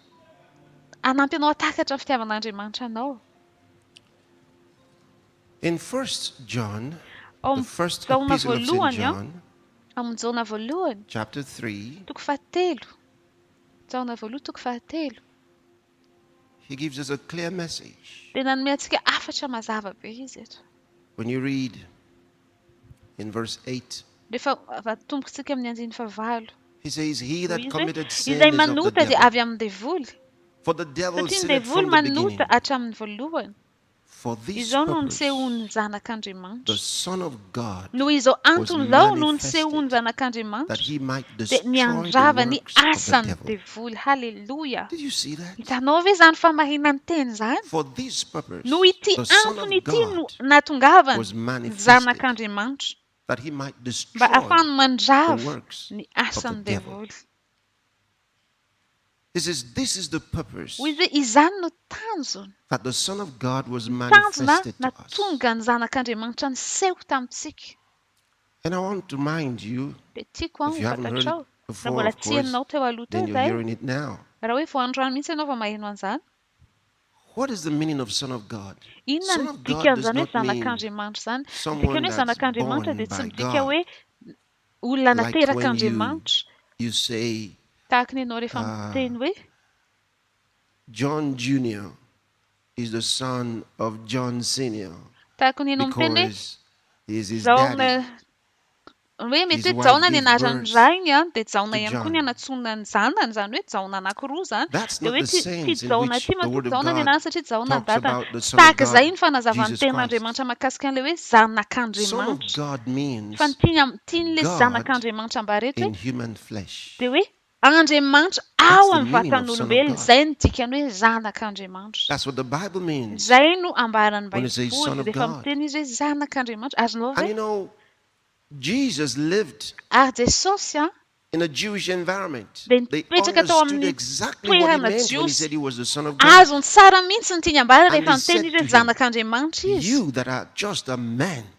Dia ny Jiosy moa namaly azy tsara mihitsy hoe enao izay olombelona ve dia miseho mametraka ny toeranao eo amin'ny plasin'Andriamanitra dia lahy zareo nakavato niezaky ny hamono an'izay sao satria amin'izy ireo dia tena hoe nanamavo ny anaran'Andriamanitra izy ireo satria ny Jiosy dia nanafantakarana ny dikany hoe zak'Andriamanitra averina ny dikany hoe zanak'Andriamanitra dia Andriamanitra miseho amin'ny vatan'olombelona fantatrao ve fa zany antony zany antony krisifiana Jesosy Kristy na namatsiany azy teo amin'ny azy fijaliana satria tsy nino izy ireo hoe Jesosy ny zanak'Andriamanitra kanefa dia zany ny fahamarinana dia zay no lazainy Baiboly ao amin'ilay andiny izay nivakitsika teo fa noho izany antony izany no nisehoany zanak'Andriamanitra dia ny andravany ny asany devoly.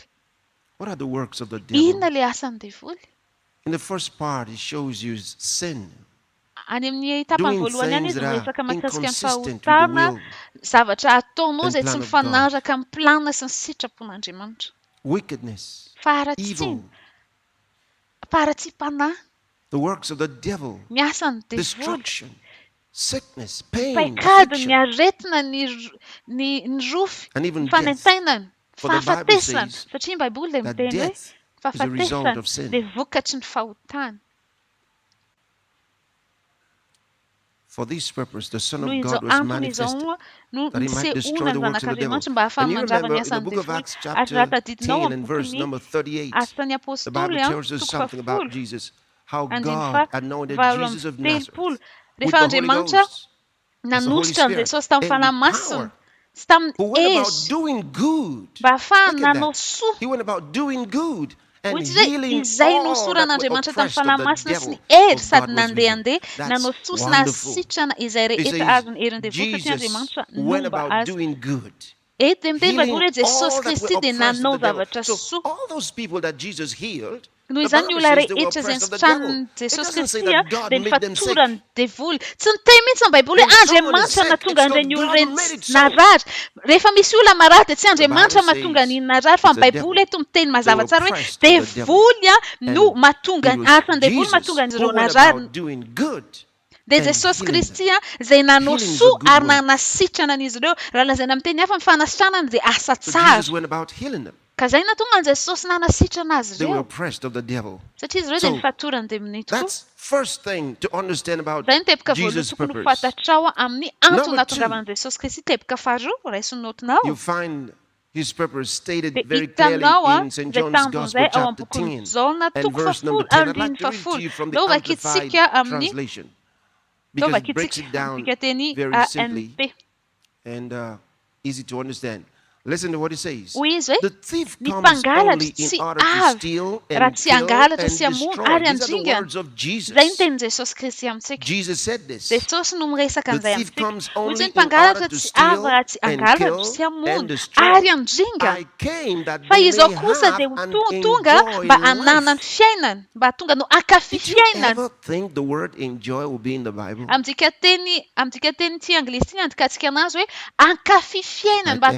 Zay ny voasoratra ao. Hoy Jesosy hoe tonga ao mba ahafahana anao manana fiainana sy mankafy an'iny fiainana iny ary manana an'iny fiainana iny amin'ny fahafenona ka tonga zany hitobaka mihitsy mandrapatonga anao lasa mpizara zavatra soa amin'ny hafa mba tonga ny fiainan'ny olona ho mendrika iainana. Saintsay zany ianao natsony iaina fiainana feno. Andriamanitra miseho amin'ny alalanao ary miasa amin'ny alalanao mba ahafahany mikasika ny hafa. Zay le hoe fahafenona. Zay le hoe feno fiainana. Hoy Jesosy hoe tonga noho izay tanjony zay mba ahafahany manana fiainana sy mankafy fiainana sy anana ny fiainana iny amin'ny fahafenona mba mandrapatonga ny fiainana iny tena hoe hitobaka mihitsy. Voalohany Satana teny hoe tonga andrava. Dia zay mihitsy ny asan'i Jesosy Kristy ho tonga andravany ny asan'ny devoly iny. Jesus' purpose was to get rid of it. Ny asan'i Jesosy Kristy na tanjon'i Jesosy Kristy dia anafaka anao amin'ny asan'ny devoly. Andrava ny asan'ny devoly. Ny tebika voalohany. Ny tebika faharoa tonga izy anome anao fiainana. Hoe anafaka anao amin'ny devoly fotsiny dia avelany ianao eo. ka tonga an'izay vola hoe andrava ny fiainanao indray fa nafahampao ianao dia rehefa eo meny fiainana feno mba ahafahanao miaina sy mankafy andro fiainana nomen'Andriamanitra anao zany hoe fiainana feno fahasalamana halleluja tebika fahatelo ary tena manan-danja ty anankiray ty and it covers ary izay no mandravona ny zavatra rehetra zay antony nahatongavany This is the Jesosy biggest of them all. ito ny lehibe indrindra amin'ny tanisaina teo From 1 John lovaka itsika ao amin'ny bokin'ny Jaona voalohany chapter 1.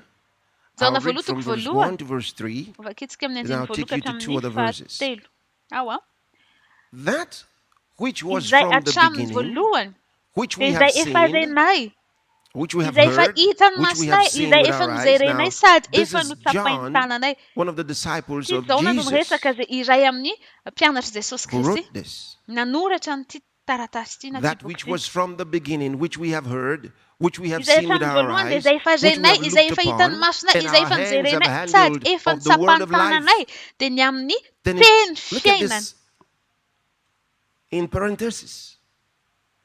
He says, revenez les for entre the les life parenthèses was du oui manifested. fa efa naseo ny This fiainana place is halleluja huge. tena migoavana ty You soratra know, matiny ty ten'Andriamanitra you ty think hitanao ianao you're mieritreritra alive, hoe velona ianao and when you look at the plants dia and rehefa mijery animals, ny you biby say ianao sy ny they have zava-maniry life. dia hoy koa ianao manana Okay? fiainana tokoa ireo So you satria look at living things ka and you rehefa say mahita ny they are zavatra velona eny alive. an-dalana eny ianao eo amin'ny natiora dia hoy ianao manana What is the fiainana io substance of life? fa inona ary no miazona n'iny Who fiainana knows iny the substance of life? iza mahafantatra ny No one has ever loharan'ny created fiainana iny life. tsy misy olana dia iray ara nahary fiainana They may be able to form the human body. eny e mety hoe miezaka They manamboatra may ny be able to vatan'olombelona create izy ireo plants. eny e mety miezaka izy ireo a what about manamboatra life? zava-maniry fa tahaka ny No ahoana one mahakasika ever ny created aina life. tsy mbola nisy olona They could nahary only take aina life zany from a living being fa and ny put zavatra into afaka another. ataony hoe maka aina amin'ity zavatra anankiray ity dia afindra amin'ny The anankiray very source fa of le tena life fototry ny fiainana fototry ny Man aina hasn't known mbola by tsy himself. tsy mbola tsy He hain'ny can olombelona create zany it. mbola tsy hain'ny siansa zany mbola Look tsy at what tonga the amin'izay Bible says. fatakaran'izany izy ireo He says, Jereo for the ny life was avaran'ny manifested. baiboly fa efa naseho ny The fiainana life was efa manifested. naseho ny That fiainana means midika life zany came fa out of efa tonga ny obscurity fiainana nivoaka avy and tao was amin'ny shown to famaidinana us. ary iny no naseho atsika Imagine if sainsainy hoe you saw something, hoe mahita whatever that zavatra thing ianao is, mety ny and zavatra that thing mety spoke to you and hitanao said, any I dia am life. dia iny zavatra iny miteny aminao hoe izao I ny give fiainana life. izao no mamy What would you fiainana think? inona ny zavatra ho eritreretinao raha misy tokoa zany And then he says, I'm responsible for your existence. dia miteny aminao izy hoe zany What tompony would you andraikitra ny think fisinao if raha that miteny were an'izay true? ny zavatra iny dia inona no eritreretinao raha tena marina If tokoa ny that were zavatra true, nambarana raha tena that you marina saw tokoa some ny zavatra substance, nambarana hoe some enao a energy, nahita zavatra and that anankiray energy spoke dia ny to you zavatra anankiray and no said, niresaka I taminao am dia niteny hoe life. izao ny What fiainana would you think? inona no eritreretinao And it says, I'm responsible for dia the mbola life hiteny of aminao all izy hoe living izao ny things. tompony andraikitra ny fiainana What ny would you zava-mananaina rehetra inona ny zavatra Well, hosaininao it did amin'izany happen.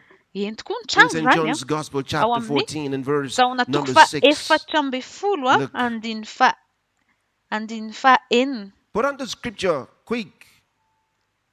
Jesus said Oui, unto him, Jesús Jesus tam. was talking, replying to Jesús someone. Kristy namaly olona anankiray He says, teto hoy izy I hoe am izao the way, no lalany the truth, tsy fahamazinana and the ary life. fiaina he No man cometh unto tsy the misy Father but olona by me. makany amin'ny Says, ray nobody gets tsy to misy God olona makany except by me. amin'Andriamanitra afa-tsy That's amin'ny an alalana amazing declaration. zany ka fanambarana goavana Who could ever dare say such a iza thing? ny olona mba anambara zavatra tahaka zany ha But he proved it. fa Jesosy no nasahany He zany proved it. halleluja izy A man named nanapirofo Lazarus an'izany was dead for 4 rehefa days. maty lazarosy nandritra ny Jesus efatra showed andro up. dia mipotra avy any The man had Jesosy been buried.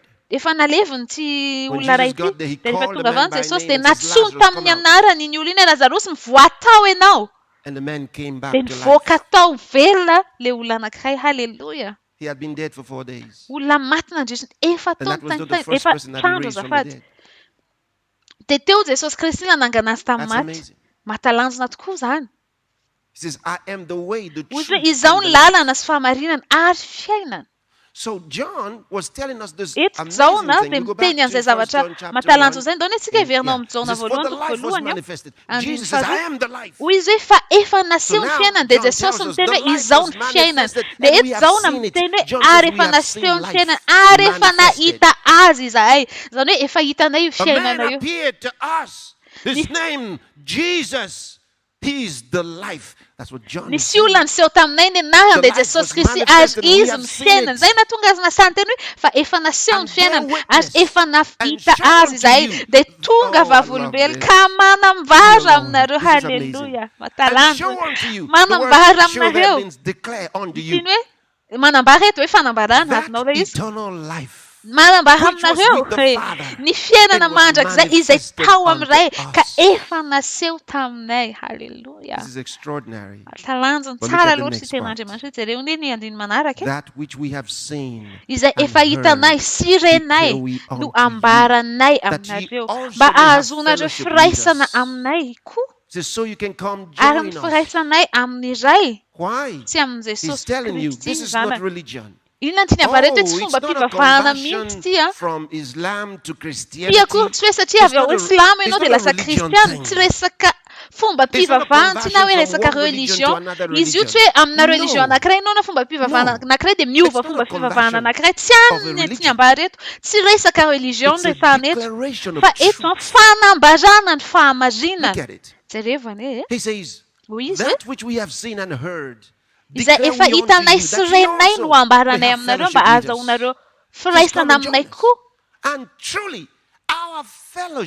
ary ny firaisanay dia amin'iray sy amin' Jesosy Kristy zanany halleluja matalanjona loatra firaisanay dia amin'iray sy amin'ny zanaka amin'ny Kristy Jesosy zanany ambarako aminao ty nyambara fa mialohan'izay aloha ndao dia tsika andeha ny misoratra masina hafa ndao indray tsika andeha ho amin'ny Korintiana voalohany toko voalohany andiny fasivy hoy izy hoe mahatoky Andriamanitra izay nahatonga ny fiantsonana anareo anananareo firaisana amin'ny zanany dia Jesosy Kristy tompoko hoy izy hoe amin'ny alalan'i Jesosy Kristy dia natsona ianao anana fiombonana na firaisana Andriamanitra niantso anao anana fiombonana amin'ny zanany Jesosy Kristy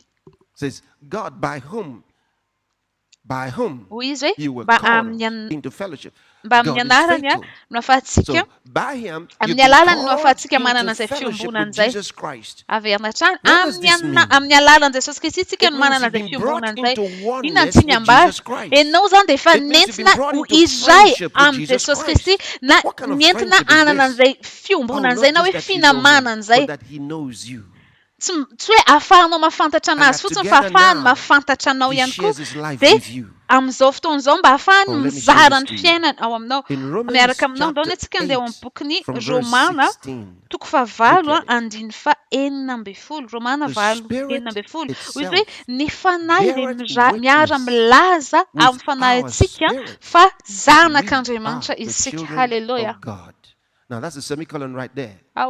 because it's not done. And what he's going to say now connects with what he just told you. Andiny manaraka miresaka famatitra amin'ilay resaka teo aloha ary raha zanaka dia mpandova He says the Spirit bears witness that we are the children children dia miara milaza amintsika amin'ny fanahintsika fa zanak'Andriamanitra isika ary raha zanak'Andriamanitra isika dia midika zany fa isika dia mpandova an'Andriamanitra. Then he says izy hoe notady mpiray lova amin'ny Kristy ihany koa halleluja tena hoe mampientanentana kosa aloha zany isika dia mpiray lova amin'ny Kristy midika zany hoe ninona zavatra ananan'i Jesosy Kristy ninona zavatra ao amin'ny Jesosy Kristy dia efa nomenanao zany halleluja ianao efa iray amin'ny Jesosy Kristy tsy mifampizara ianao sy Jesosy hoe 50% tsisy fizarana tsy hoe 10% ianao na 90% ny Jesosy tsy hoe mifampizaranareo tsy izay ilay izy Joint heirship fa hoe mpiara-mandova pirailovana aminy any finyambara hoe ny zato isanjato ananan'i Jesosy no zato isanjato anananao midika ny zavatra rehetra ananan'i Jesosy Kristy dia manana zo ianao ananan'izany amin'ny fahafenony izay ny fahasoavan'Andriamanitra. Halleluja. This is why it's difficult for Zay mahatonga religion hoe sarotra an'ilay izy amin'ny fomba fivavahana anazavana izany satria goavana It's loatra. too big. It's too Goavana huge. loatra ilay izy dia Look at tsy azon'izy ireo manazava azy. And if children, if we are the children of Hoy God, izy hoe ara it is then zanaka we are dia heirs of mpandova God. dia mpandova And isika joint eny sady heirs mpandova with Christ. an'Andriamanitra If no so be that we suffer pirailova with him, amin'ny Kristy koa if you raha have been miara-miaritra persecuted aminy for Jesus isika Christ, mba for his hiara-mana sake, he amboninahitra says, don't aminy worry. koa. Why? He says that we may be also Izy glorified tsy together. maninona na mandalo fotoatsaratra ianao miaraka Hallelujah. amin'ny Jesosy Kristy na enjey So any olona ianao these are miaraka amin'ny the Jesosy tsy very, maninona very izany fa vital natao truths hiara-mana about Jesus amboninahitra aminy coming koa ianao. to this Ity world. dia mampiseho ny Has this been fahamarinana fulfilled natongavan'i in your Jesosy life? Kristy ary efa tanteraka eo amin'ny fiainanao ve izany Has it fahamarinana been ny ten'Andriamanitra fulfilled in izany? your Efa tanteraka eo amin'ny fiainanao ve izany fahamarinana ny Have the ten'Andriamanitra works of the izany? devil been destroyed in Efa your life? zavy eo amin'ny fiainanao ve ny asan'ny devoly? Jesus has fulfilled it. Satria He's gone Jesosy to anefa heaven. nanatanteraka ny anjarany e. It's all done. Efa tanteraka ny anjaran'i Jesosy Kristy efa But vita have you hoy izy. accepted it? Ary fanontaniana aminao efa nekenao ve Have you izany? received it? Efa niraisinao ve izany? He came to give you life. Have Tonga you received Jesosy the life? name fiainana anao efa He niraisinao ve came to izany make fiainana you a izany? joint heir with him. Tonga izy Have you ahatonga accepted anao it? mpandova miaraka aminy If you efa will niraisinao ve accept it izany? Raha manaiky ianao ny handray an'izany. Say these words after me wherever Dia you are. ambarao miaraka amiko izao teny izao na iza misy anao. Say these words and mean them Ambarao from the izao bottom teny of the izao heart, and God ary will tena hear hoe you. inohy amin'ny fony iray manontolo fa Say, mihaino "Oh anao Lord God, Andriamanitra." Teneno hoe Tompo Jesosy. I believe in Tompo Jesus Andriamanitra mino Christ, an Jesosy Kristy aho. the Son of God. Zanak'Andriamanitra. I believe he died on the Mino cross aho fa maty teo amin'ny azo to save fijaliana my izy. soul. Hamonjy ny I fiainako. believe God raised him from Ary the mino dead, aho fa Andriamanitra efa nanangana azy tamin'ny and maty. he's alive Ary today. velona izy androany. I confess with my mouth, Ambarako amin'ny vavako. Jesus Christ Jesosy Kristy is Lord of my life. dia tompony fiainako. From this day, Manomboka androany. I receive by faith Raisiko izany amin'ny finoana. eternal life. Raisiko amin'ny finoana ny into my fiainana heart. mandrakizay Thank you, Lord. amin'ny I am vatako saved. amin'ny anaran'i Jesosy Kristy. I have eternal Mitoatra anao life now. tompo satria I efa am voavonjy born aho again. manana fiainana mandrakizay aho I'm a ankehitriny. child of Efa God nateraka indray aho from ankehitriny. this day. Zanak'Andriamanitra aho Amen. ankehitriny. Amen. If you pray that prayer, I want Rehefa you to know that nataonao God izany heard you vavaka and that izany he a answered tiako you. fantatrao hoe Andriamanitra dia Now you're a nahaino anao child of ary God. Andriamanitra dia afaka Congratulations. mamaly anao a.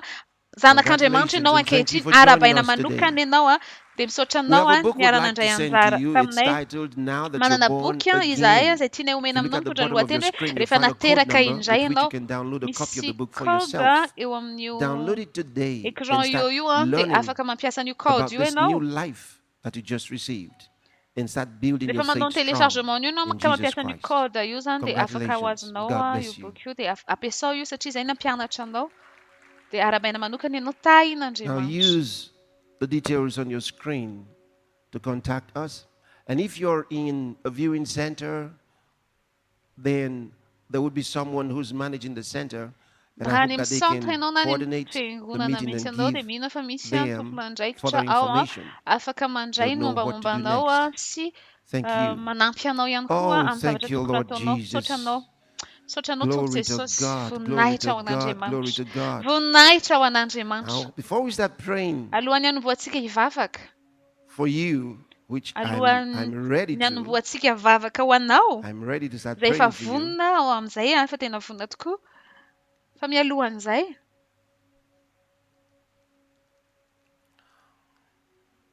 We're going to do a special song. And Antsika hanao hira miavaka. I trust that Izay the inoko Lord hoe will inspire you. Where's Sylvia? hoe Andriamanitra hanainga ny Yeah. fanahinao anatin'ity fiankahovana iray ity. Oh, glory to God. Voninahitra ho an'Andriamanitra.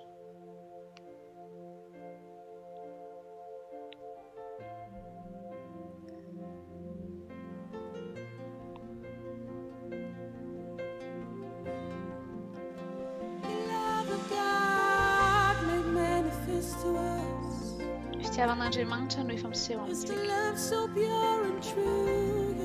Fitiavana madio sady marina. so pure and true. He died that you in his name. Halleluja. He loved you even you didn't Hade velat tiazere no tampuluan. His love. Ze chciałam zaima na ficzana no. Ze chciałam zaima mernam lon fiana no. Manum chciałam ją no i sakieci.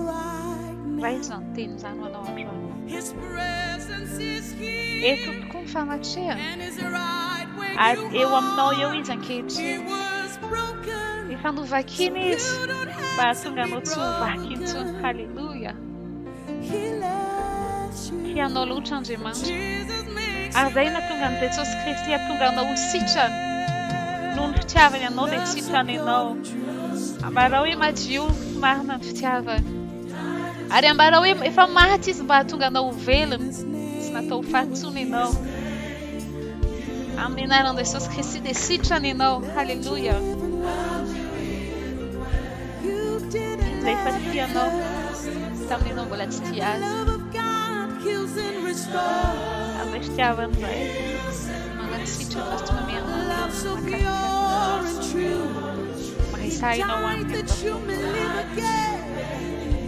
And in the name of Jesus you were healed. He left you even when you didn't love me first. His love heals and restores. He is manifesting his love to you right now. The presence of God is here and is right where you are. He was broken. He loves you and Jesus makes you well. He is manifesting his love. Pasava Isa e tomam seu estava. Am não acredite. Deixava na Madiu, deixava na Marmzai. E tu fala cheio. Are eu aqui não eu me. Ao anal não isn't acredite.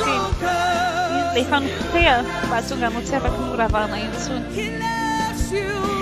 A diferença não é já.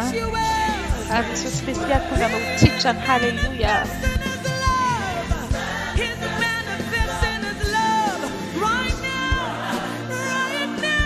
His presence is here, right where you are, right where you are. He was broken. He loves you, and Jesus makes you well. Love so pure and true. He died that you may live. In his name you are. Rajshri, India. Rajshri vient. India, c'est pour un cancer. Rajshri, c'est pas stage. I bring you healing now. Numéro 4. I bring you healing in the name of Jesus. E tu demandaci a fare una strada a mninare Jesus Christi om no. Satana mnyala yom vatani no anche ci. E fa afa che no mninare Jesus Christi afa che no. That cancer dies and leaves your body now. If a matchom vatano ze cancer zer myalam vatano. Fatater zan hallelujah. The love of God heals and restores. Heals and restores. He is manifesting his love. To you right now. In the presence of God is a Jessica, elle vient d'Amérique. Un lupus amne naran Jesus Christi. Jessica, afa que não arsichane não. E fa mialam vata nos aneretan zam tangane não anquetine fa sichane não. Hallelujah. Let's give a meta neta nis hallelujah. Stanislav and Polon. Ambara quoi? Ils aretan ze mialam vata não. Aria merna ni ero amnao anenero fanamasina. Ankehitriny kena ho sitrana fahalemena rehetra. Avaty amin'ny lohanao ka hatraty amin'ny falady tongotrao, kena ho sitrana. Tsangana ianao amin'izao fotoana izao, aleo kena ho sitrana. Tsangana ianao. Sitrana ianao ankehitriny. Tsangana ianao, efa afaka ianao. Halleluja. Efa afaka ianao.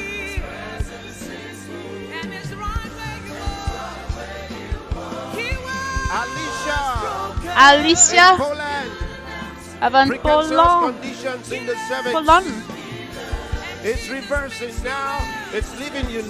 Efa miala aminao zay aretin'izay, efa miala eo aminao zay. Ary miala eo aminao ihany koa fanantenanao, kena ho sitrana amin'ny anaran'i Jesosy Kristy. Sitrana ianao, afaka ianao ankehitriny. Miasa ny herin'ny fanamasina. Marika avy any Afrika Atsimo.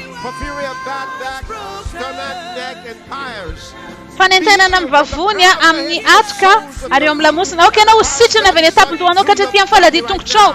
Ary miesika eo amin'ny vatanao ny herin'Andriamanitra ka mandrokany dia miala amin'izany. Afaka ianao ankehitriny ary sitrana ianao. Halleluja.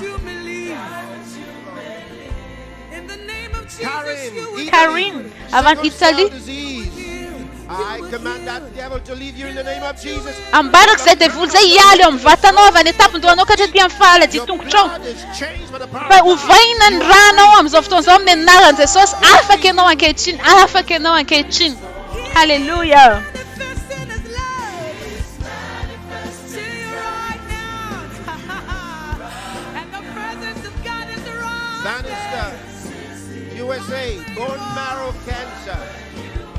Faites un concert si vous l'avez tu.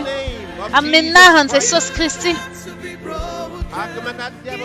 Ambarako zay devoly zay hiala amin'ny vatanao.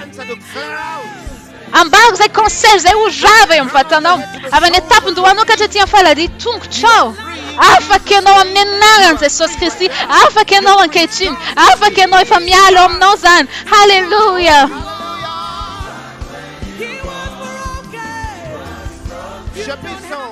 Shepiso avy any Botswana.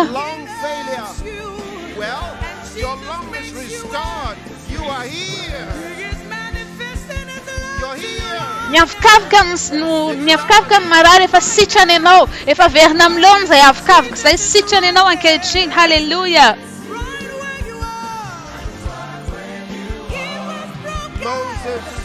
Moses voany asthme, sepitra foana amin'ny anaran'i Jesosy Kristy avy any Nazareth. Ambarako izay hiala eo amin'ny vatanao. Miala eo amin'ny vatanao. Miala eo amin'ny vatanao. Ary aza miverina eo amin'ny vatany tsony. Afaka ianao. Efa miala eo amin'ny vatanao zany. Afaka ianao ankehitriny. Halleluja.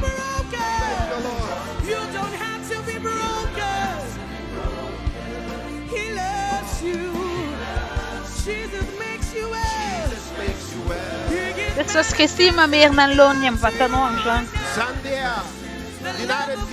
Avy any Angleterre.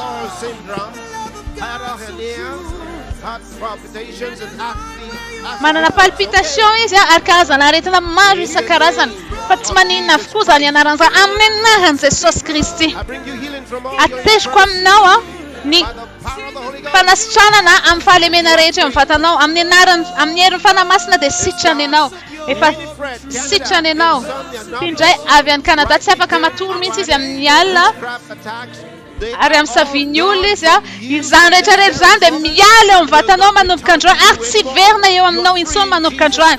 Afaka ianao amin'ny anaran'i Jesosy Kristy. Afaka ianao amin'ny anaran'i Jesosy Kristy. Diabète avy any Zimbabwe. Diabète amin'ny anaran'i Jesosy Kristy dia miala ho aminao zany aretin'izany amin'ny anaran'i Jesosy Kristy ary tsy verina intsony. Ary izay fivontosana eo amin'ny tratranao zay dia miala amin'ny anaran'i Jesosy Kristy.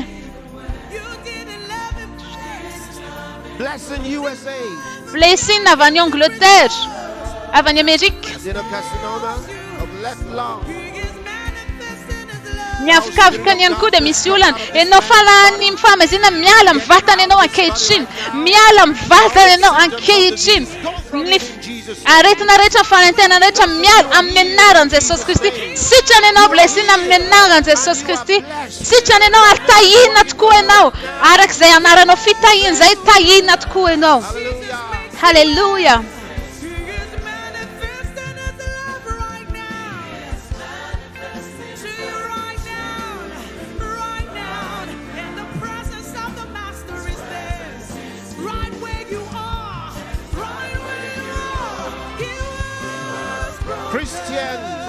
Christian avem Ghana. Ni fumararia am postatian comisiulan. Ater quam non fanas chanan. Ater quam non fanas chanan. Amnenaran Jesus Christi tum. Ok, não sitio não fale men. Ater quam não mi erze ana sitio não. Armialam nos andemnizaniam nenaran Jesus Christi afa que não aketin. Afa que não aketin. Afa que não aketin.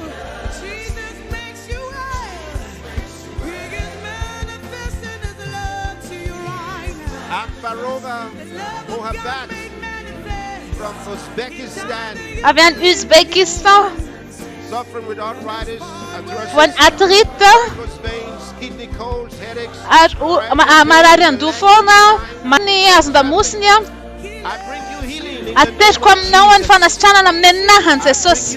Até quando não fanas chana na menahan Jesus en kechim. Amnenahan Jesus Christi. Ok, não se chanam ze fale menaresan. Avane tapun do ano que tu tinha fala de tung chau. Mialam não ze demnizei. Mialam não ze fala antena ze. Ar afa que não se chale não. Se chale não menahan Jesus Christi. Hallelujah.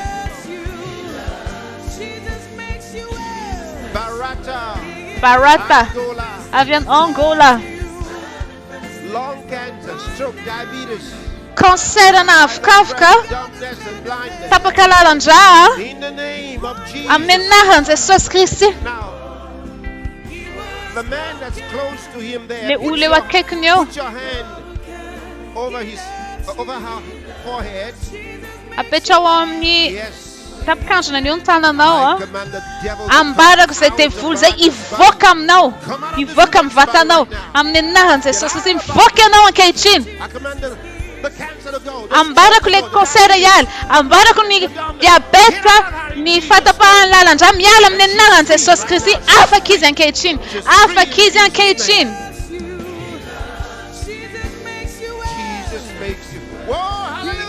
Hallelujah. Kim Natalia, avian Uzbekistan. This is your moment. Zaunftona não. Zaunftona não. Até como não fanas chanan. Amnenahan Jesus Christi. Tia não anje manch. Ariam bagua. Ze fale menare chan vata no mial. Am bagu zan yal. Ze fanan famezina. Ze na matcha não. Mialam no ze devulze anche tinam nenahan Jesus Christi. Afa que não anche tin. Sichane não anche tin. Yen sichanat kue no nenahan Jesus Christi. Hallelujah. Punai chon anje manch.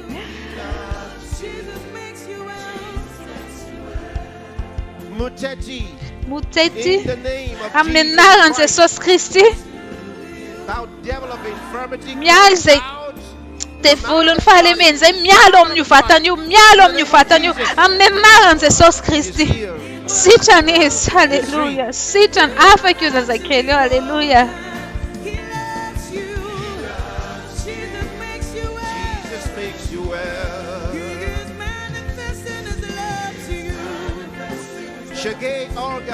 Shege Olga. Avan Uzbekistan yankua. Vava kawanyula recha Uzbekistan ankechin. Ze connecte am zofton zoka mila fanas chanan. Am nenahan ze sos Christi. En nawa ze demonia retten. En nawa ze de volen fale men mialam vatan Israel. Mialam vatan yuramatuyu en nawa kechin. Afa kizan kechin. Afa kizan kechin. Sichane now am nenaran Jesus Christi.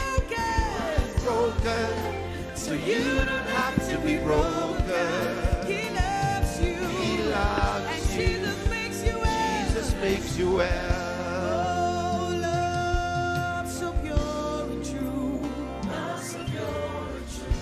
Can Victoria? Can Victoria? Can you are here? Can Sichanino, hallelujah. Can from Uzbekistan? Avian Uzbekistan yankuis. Narar diabetes, acham efa Sichanino andron efa mialam nozan. Efa afakeno. Efa mialam nozan afakeno ankechin. So chanotum pesos. Rum rate avian Thailand. Concern of a phone. A picture of me. Pavun no one. Tana no one chin. Put your hand on your stomach. On the stomach of the one who's. Is it you or is it someone else?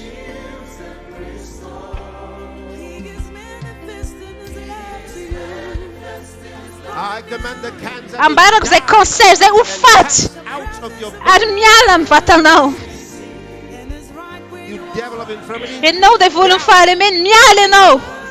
You're free. Afa que não anche chin, afa que não nenaran Jesus Christi, afa que não, hallelujah. Afa que cancer no.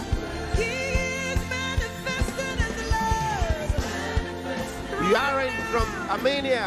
Devan Armani. Thou unclean spirit. E não se fanarats. Te volma tungas mana inten mialam vatan não akechin. Mialam vatan não akechin.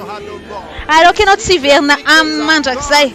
Mialam ni fanentanan afa que não akechin. Afa que não akechin. Sichani não. Hallelujah.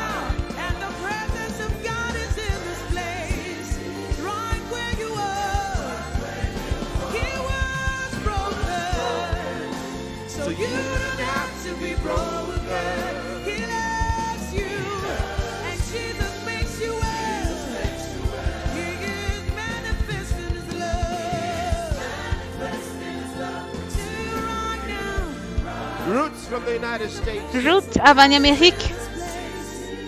With fibroids. Mit fibromes, ja. Ambarok ze fibromes u fat.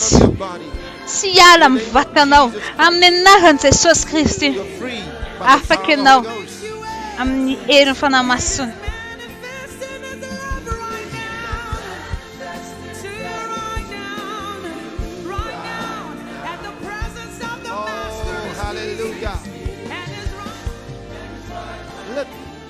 The power of the Spirit of God is so strong wherever you are. Fanana de manta de fama veken. Neza misia noms of tonzo apechoyon tananau.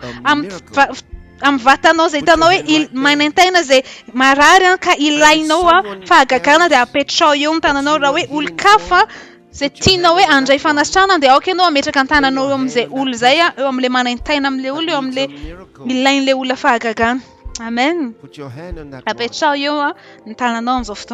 power of the Holy Ghost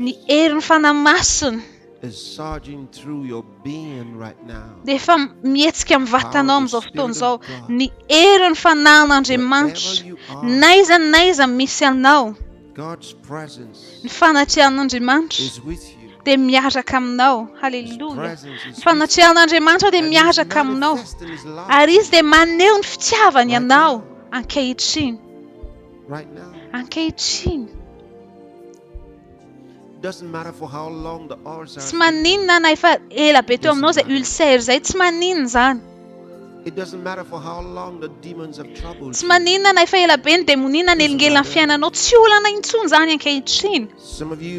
have demon spirits troubling your life, afflicting you. You're afraid to sleep at night. Matawa non ya turi amnyal sa chi manufrats fone no sa kum matur zal be nom zavatra mtranga aminao rehefa matory anao fa androany farana ko zany zavatra zany androany amin'ny herin'ny fanamasina avototra aminao a ny fanasitranana In the name of the Lord Jesus Amin'ny Christ. anaran'i Jesosy Kristy avototra ianao, aterina eo aminao izay fanafahana izay. Several of you, you haven't experienced health for a Misy very long aminareo time. ireo izay tsy niaina an'izany fahasalamana izay nandritra ny andro maro, nandritra ny taona maro. Mihinana fanafody foana ianao, lasa izay foana ny fiainanao. That's all you've known. Izay ihany ny fantatrao hoe mihinana fanafody. Mihinana fanafody isan-karazany, izay foana ny fiainanao, lasa zatra ianao. Mihinana fanafody tsy afaka intsony ianao. But from tonight, Fa manomboka androany dia hanomboka ianao hiaina fahafahana amin'ny anaran'i Jesosy Kristy Tompo. Dia ambarako izay aretina izay hiala aminao. Ambarako izay fanaintainana izay hitsahatra. Ambarako izay sofinao izay tsy maheno izay ahatonga anao aheno indray. Ny masonao izay tsy nahita ahita indray. Esoriko amin'ny vatanao ny fahalemena. Ary aokany ery no anjako amin'ny vatanao ankehitriny amin'ny anaran'i Jesosy Kristy. Aoka ianao ho sitrana avy any etapin-dohanao ka hatretỳ amin'ny fahaladia tongotrao. Aoka ianao ho sitrana ankehitriny. Aoka ianao ho sitrana ankehitriny. Aoka ianao ho sitrana ao amin'ny taolanao. Aoka ianao ho diovina ny ranao amin'ny anaran'i Jesosy Kristy. And that spiritual affliction that you've been facing. Ary zay ady ara-panahy izay iainanao izay dia ravana izany ankehitriny farany androany amin'ny herin'ny fanahy masina amin'ny anaran'i Jesosy Kristy sitrana ianao. Afaka ianao raiso izay famarinana izay. Manomboka ianao mahita androany, manomboka ianao maheno, manomboka ianao afaka mandeha androany amin'ny anaran'i Jesosy Kristy sitrana ianao. Deja ho Andriamanitra ankehitriny. N'aiza n'aiza ianao. Ninona zavatra tsy vitanao teo aloha, manomboka ataovy izany androany satria afaka ianao androany amin'ny herin'ny fanahy masina. Efa afaka ianao androany sitrana ianao amin'ny anaran'i Jesosy Kristy. Mifalia ianao ary deja ho Andriamanitra ankehitriny. Halleluja!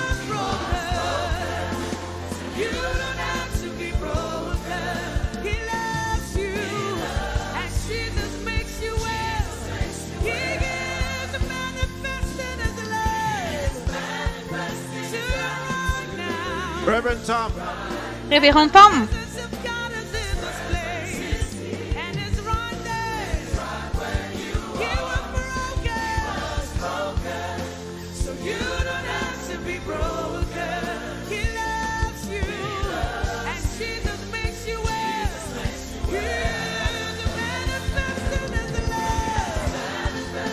Hitantsika amin'izany fa mbola manohy mivavaka ho an'ireo olona ao lehilahin'Andriamanitra.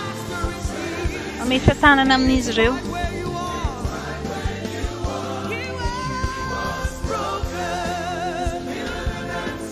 Reto ilay olona nijoro vavolombelona teo.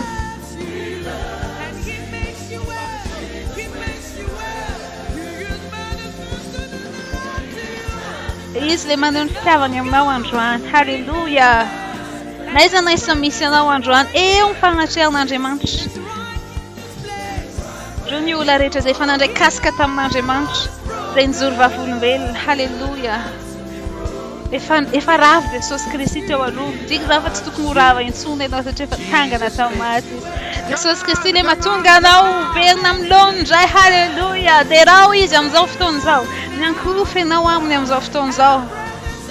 Eto tokoa ny fanatrehana. Miaraka aminao izy ankehitriny, ao aminao izy ankehitriny. Efa rava izy teo aloha, noho izany tsy afaka norava intsony ianao. Fianao Andriamanitra. Jesosy Kristy mamerina amin'ny lohany mahakasika anao Ray Aman-tolo. Mahatalanjona, mahatalanjona, mahatalanjona tokoa izany. Halleluja! Mba ao aminany fijoroana vavolombelona. Rehefa mandray ny fanasitrana ianao na fahagagana tonga dia mandefasy ianao mesazy, atsoiny ny laharana eo ahafahanao mijoro vavolombelona entinao manome voninahitra an'Andriamanitra. Tindray avy any Suisse izay nanana tumeur tamin'ny masony ankavanana hatramin'ny nanomboka izy teraka. Ankehitriny eto izy dia mijoro vavolombelona hoe sitrana tanteraka. Halleluja! Eritrereto hoe olona nanana tumeur tamin'ny masony afaka mba afaka alefa ve ny sariny izay fa tiako ho hita izay sary izay azafady. Tindray avy any Canada. Suffered from intense pain in the elbow, Niena fanentena na betam vatn tam fotoana inaovava ka pastor Chris dia iniala le fanentena ka afaka mampietsika ny vatako aho. Ty anankiray ity indray ajamba nandritry ny roa taona ankehitriny afaka mahita soamatsara izy voninahitra ho an'Andriamanitra. In fact, several blind people got healed yesterday. Betsaka ny olona jamba dia mititrana manomboka mahita nanomboka omaly sy androany. Alefa ho aty azafady ny sarina ny video mba ahafahanay mizara ny fijoroana vavolombelona. Ty indray pasteur fijoroana vavolombelona avy any amin'ny hôpitaly. Misy olona narary ny voa, tsy afaka nandeha, tsy afaka mipetraka. Mivontona ny vatana. Rehefa nivavaka ianao lelan'Andriamanitra pastor Chris dia eny ny herin'Andriamanitra namangy ny vatana zao izy afaka mitsangana, afaka mihetsika, afaka mandeha voninahitra ho an'Andriamanitra. Ty indray Claire avy any Angleterre. Roa taona nanana olana tamin'ny hoditra izy, nandritran'izay roa taona izay ny hoditra nisy olana be. Pasteur androany alina dia voadio tanteraka sitrana izy naverina milona ny hoditra nefa fahaza mbola roa taona ihany koa. Pasteur ty indray sarary any Ghana nanana olana tamin'ny fony izy na eny fanentaina na fony.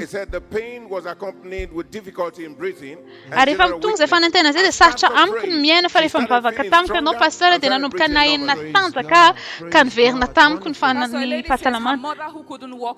Ty pasteur olona miteny hoe ny reniny izay tsy nandeha nandritry ny 7 taona rehefa na eny fijoroana vavolombelony hafa izy nitsangana ny finoany dia lasa nandeha izy ary ankehitriny afaka mandeha malakilaky kokoa mihitsy izy voninahitra ho an'Andriamanitra. Ty indray olona avy any Malawi indray voan'ny cancer tamin'ny 2017. Naharary foana izy nandritra an'izay fotoana izay. Tao aoriana ianao pasteur mivavaka, afaka mandeha izy, afaka mitsotsy ary sitrana tanteraka izy. Where was the cancer?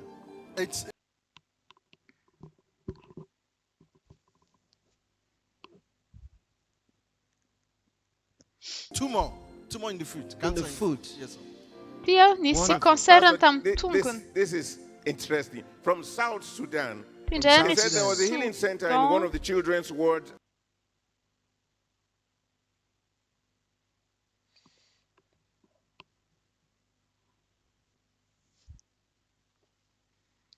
At a hospital in South Sudan.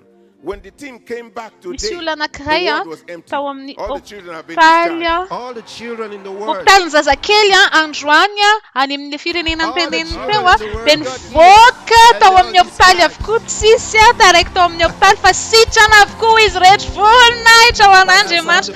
Halleluja. Wow. Ty indray avy any Canada.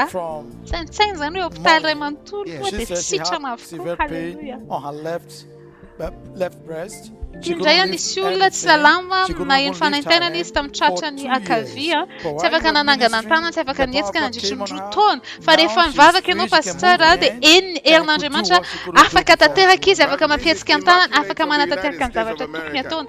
Ty indray témoignage avy any Amerika indray. Taloha tsy nahay nanao matematika fa omaly tao aorianany Healing Stream. Dia teo ny fanan'Andriamanitra naniraka ay nanao matematika. He had to use a tube that was inserted into his body. That's amazing. Pastor, this is from Botswana. Pastor, this is Roger from Canada. Roger. He's a 73-year-old man. 73. He's been on the wheelchair. He's been on the wheelchair. Indray olona avy any Canada izay nampiasa chaise roulante a bone marrow transplant. He requires a bone marrow transplant. Yes, sir.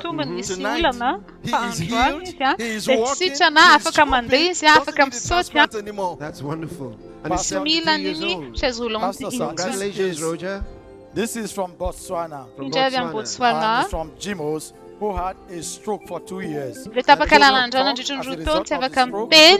couldn't walk. But tonight, while you were ministering, the power of God came on her. She's standing on his feet, talking and walking. This is Veronica. Veronica from the United Kingdom. Veronica from Angleterre.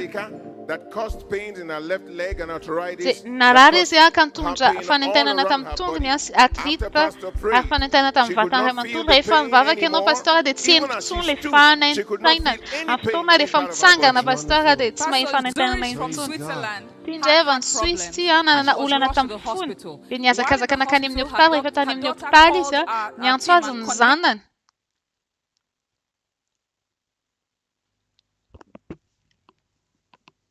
Yeah.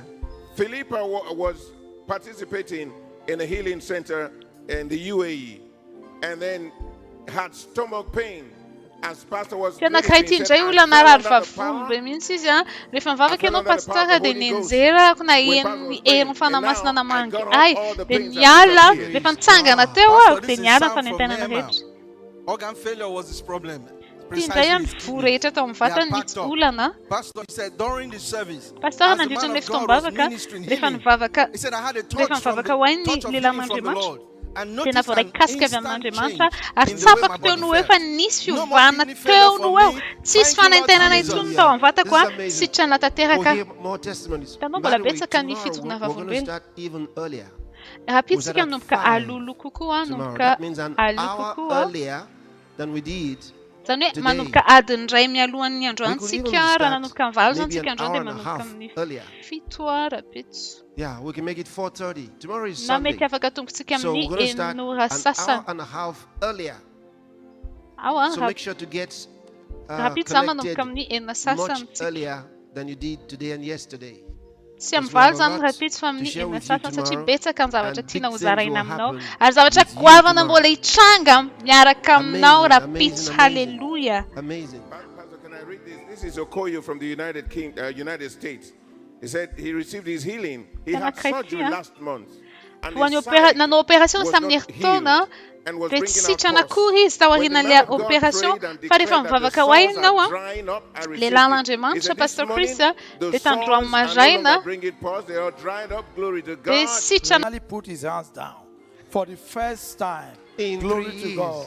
ti ultina His mind is telto na perfected. tsi salama. Pastor, this is Tena de casca ta manje Nadege manchi from don chwa. Martinique. 45-year-old Nadege had been suffering from cervical, brachial neuralgia for a week and Ti received ultia her na healing ditini yesterday. dimtona. Si salama, nisi problema, tam vatan mazavawas. Te umari vavava que no pastor Christe na de casca. Ita no tum ptike de tsara alpe fam drapu. Ti que no iso chanas neza neza mitya no am zoftondo. Isoris ya neza mitya no am zoftondo. Isoris no fam drapu. Isoris ya am zan fitu na vavulbela mars. An isoris ni am hena no. Mana na fa ni no anjon ma eno anzani. Fitu na vavulbela ari ndinda manjai anzara mzo programa kwa avanza. Isoris ande mancha no hena no wan hena nama no wan hena shena kavinos ni ule kafaret. Tsaruva ande mancha de tsara fu ar be fam drapu yesis ande mancha be fam drapu.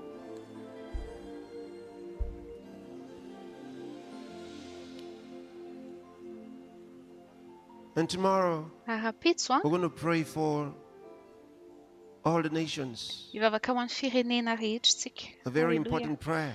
Vava kam Apart miava from kam your, insno apart from your atsik. healing, Akotun le wanna fa pray salamama specially famastrana na de for your vava country. kamanuka na wan firenena otsik. Hallelujah. especially, and Iva make sure to kamanuka na represent wani yourself, fiana ka your wan country, firenena your no ha family. kafatia. Dato viazwant kawe Get ready no for that. It's very funa important. nyamzai hawo. And on Friday, the 25th, Ariam zumam ni March, 25 volana mars. which is next week, Am nirnanj san.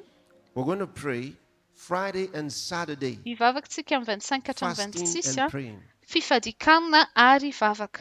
for all the nations of the world. Wan firenena It's a maneira na special ndotulzo. global prayer program. Tia It is so vavaka important. vavaka maneira And I'm going to tanza be yara tsika conducting pastor Crystal. the service. Averna injay And am the fam many FIFA di kanna ministers fat from around the vavaka am world 25 will also be mars joining am us zuma izu. and leading Katan prayer 28 alis sessions sumasi throughout that atabut. Friday into Saturday. You fast on Friday and Fadiane also nawa fast on Saturday. amni zuma I arum didn't say fast fadiane from nawa. Friday to Saturday.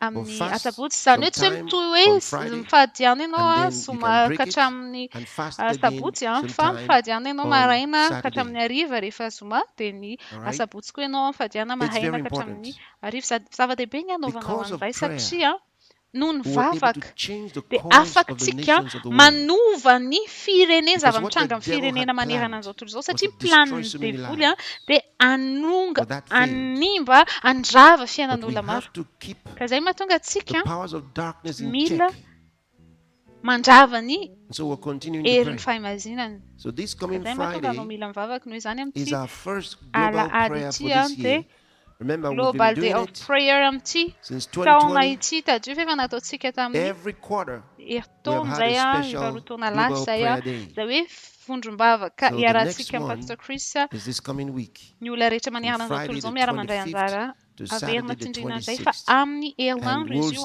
amin'ny zoma 25 ka hatramin'ny 26 dia mazava ho azy manaraka mivantana antsika mena aminao moa ny lerana izay rehefa ataovy azo antoka hoe ataovy azo antoka mandray anjara ianao amin'izay voninahitra ho amin'i Jesosy Kristy tompo zara ho amiko ny fijorona vavolombelao Okay, let's take a look at this few testimonies here. Fijorona vavolombela izay voavoray vao teo tahaky ny video izany. Can we see the video testimonies? Ie, video tokoa ilay izy matsary. Oh, what was wrong with you? Wow, What 8-year-old boy from Mongolia, paralyzed from birth. Nalemy izy hatramin'ny nandritry ny valo taona izy nalemy sainosaino hoe voateraka dia nalemy ankehitriny izy afaka mandeha voninahitra ao an'Andriamanitra. That's wonderful. That's wonderful. Tena mahatalanjona izany. From Mongolia. Avy That's wonderful. Pastor, another testimony is we received here. Avy any Pakistan nandritry ny telo volana izy tena nifanaintainana aretin-doha tsy sahatra mihitsy raharaha zany ankehitriny izy dia sitrana tanteraka ary afaka tanteraka. Hallelujah. Please tell them, sister. That's wonderful.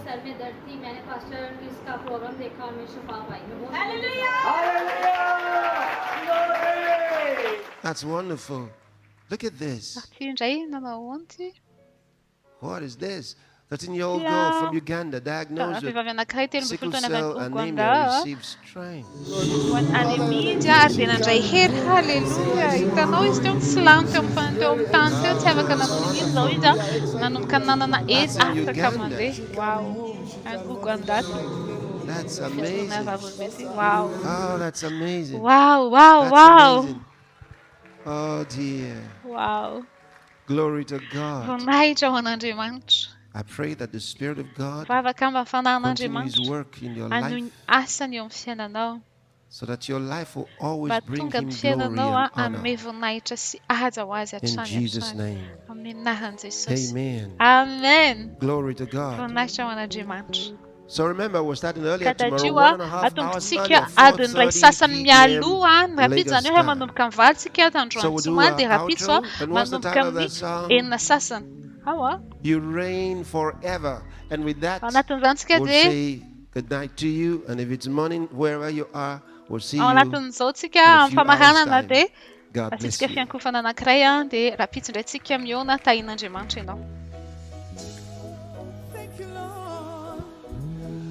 Now while the song is going on, if you haven't given your offering, you can give an offering to the Lord. We'll have details on the screen. Use the details to give an offering to God today. And the Lord bless you immensely on your giving. Amen. Amen.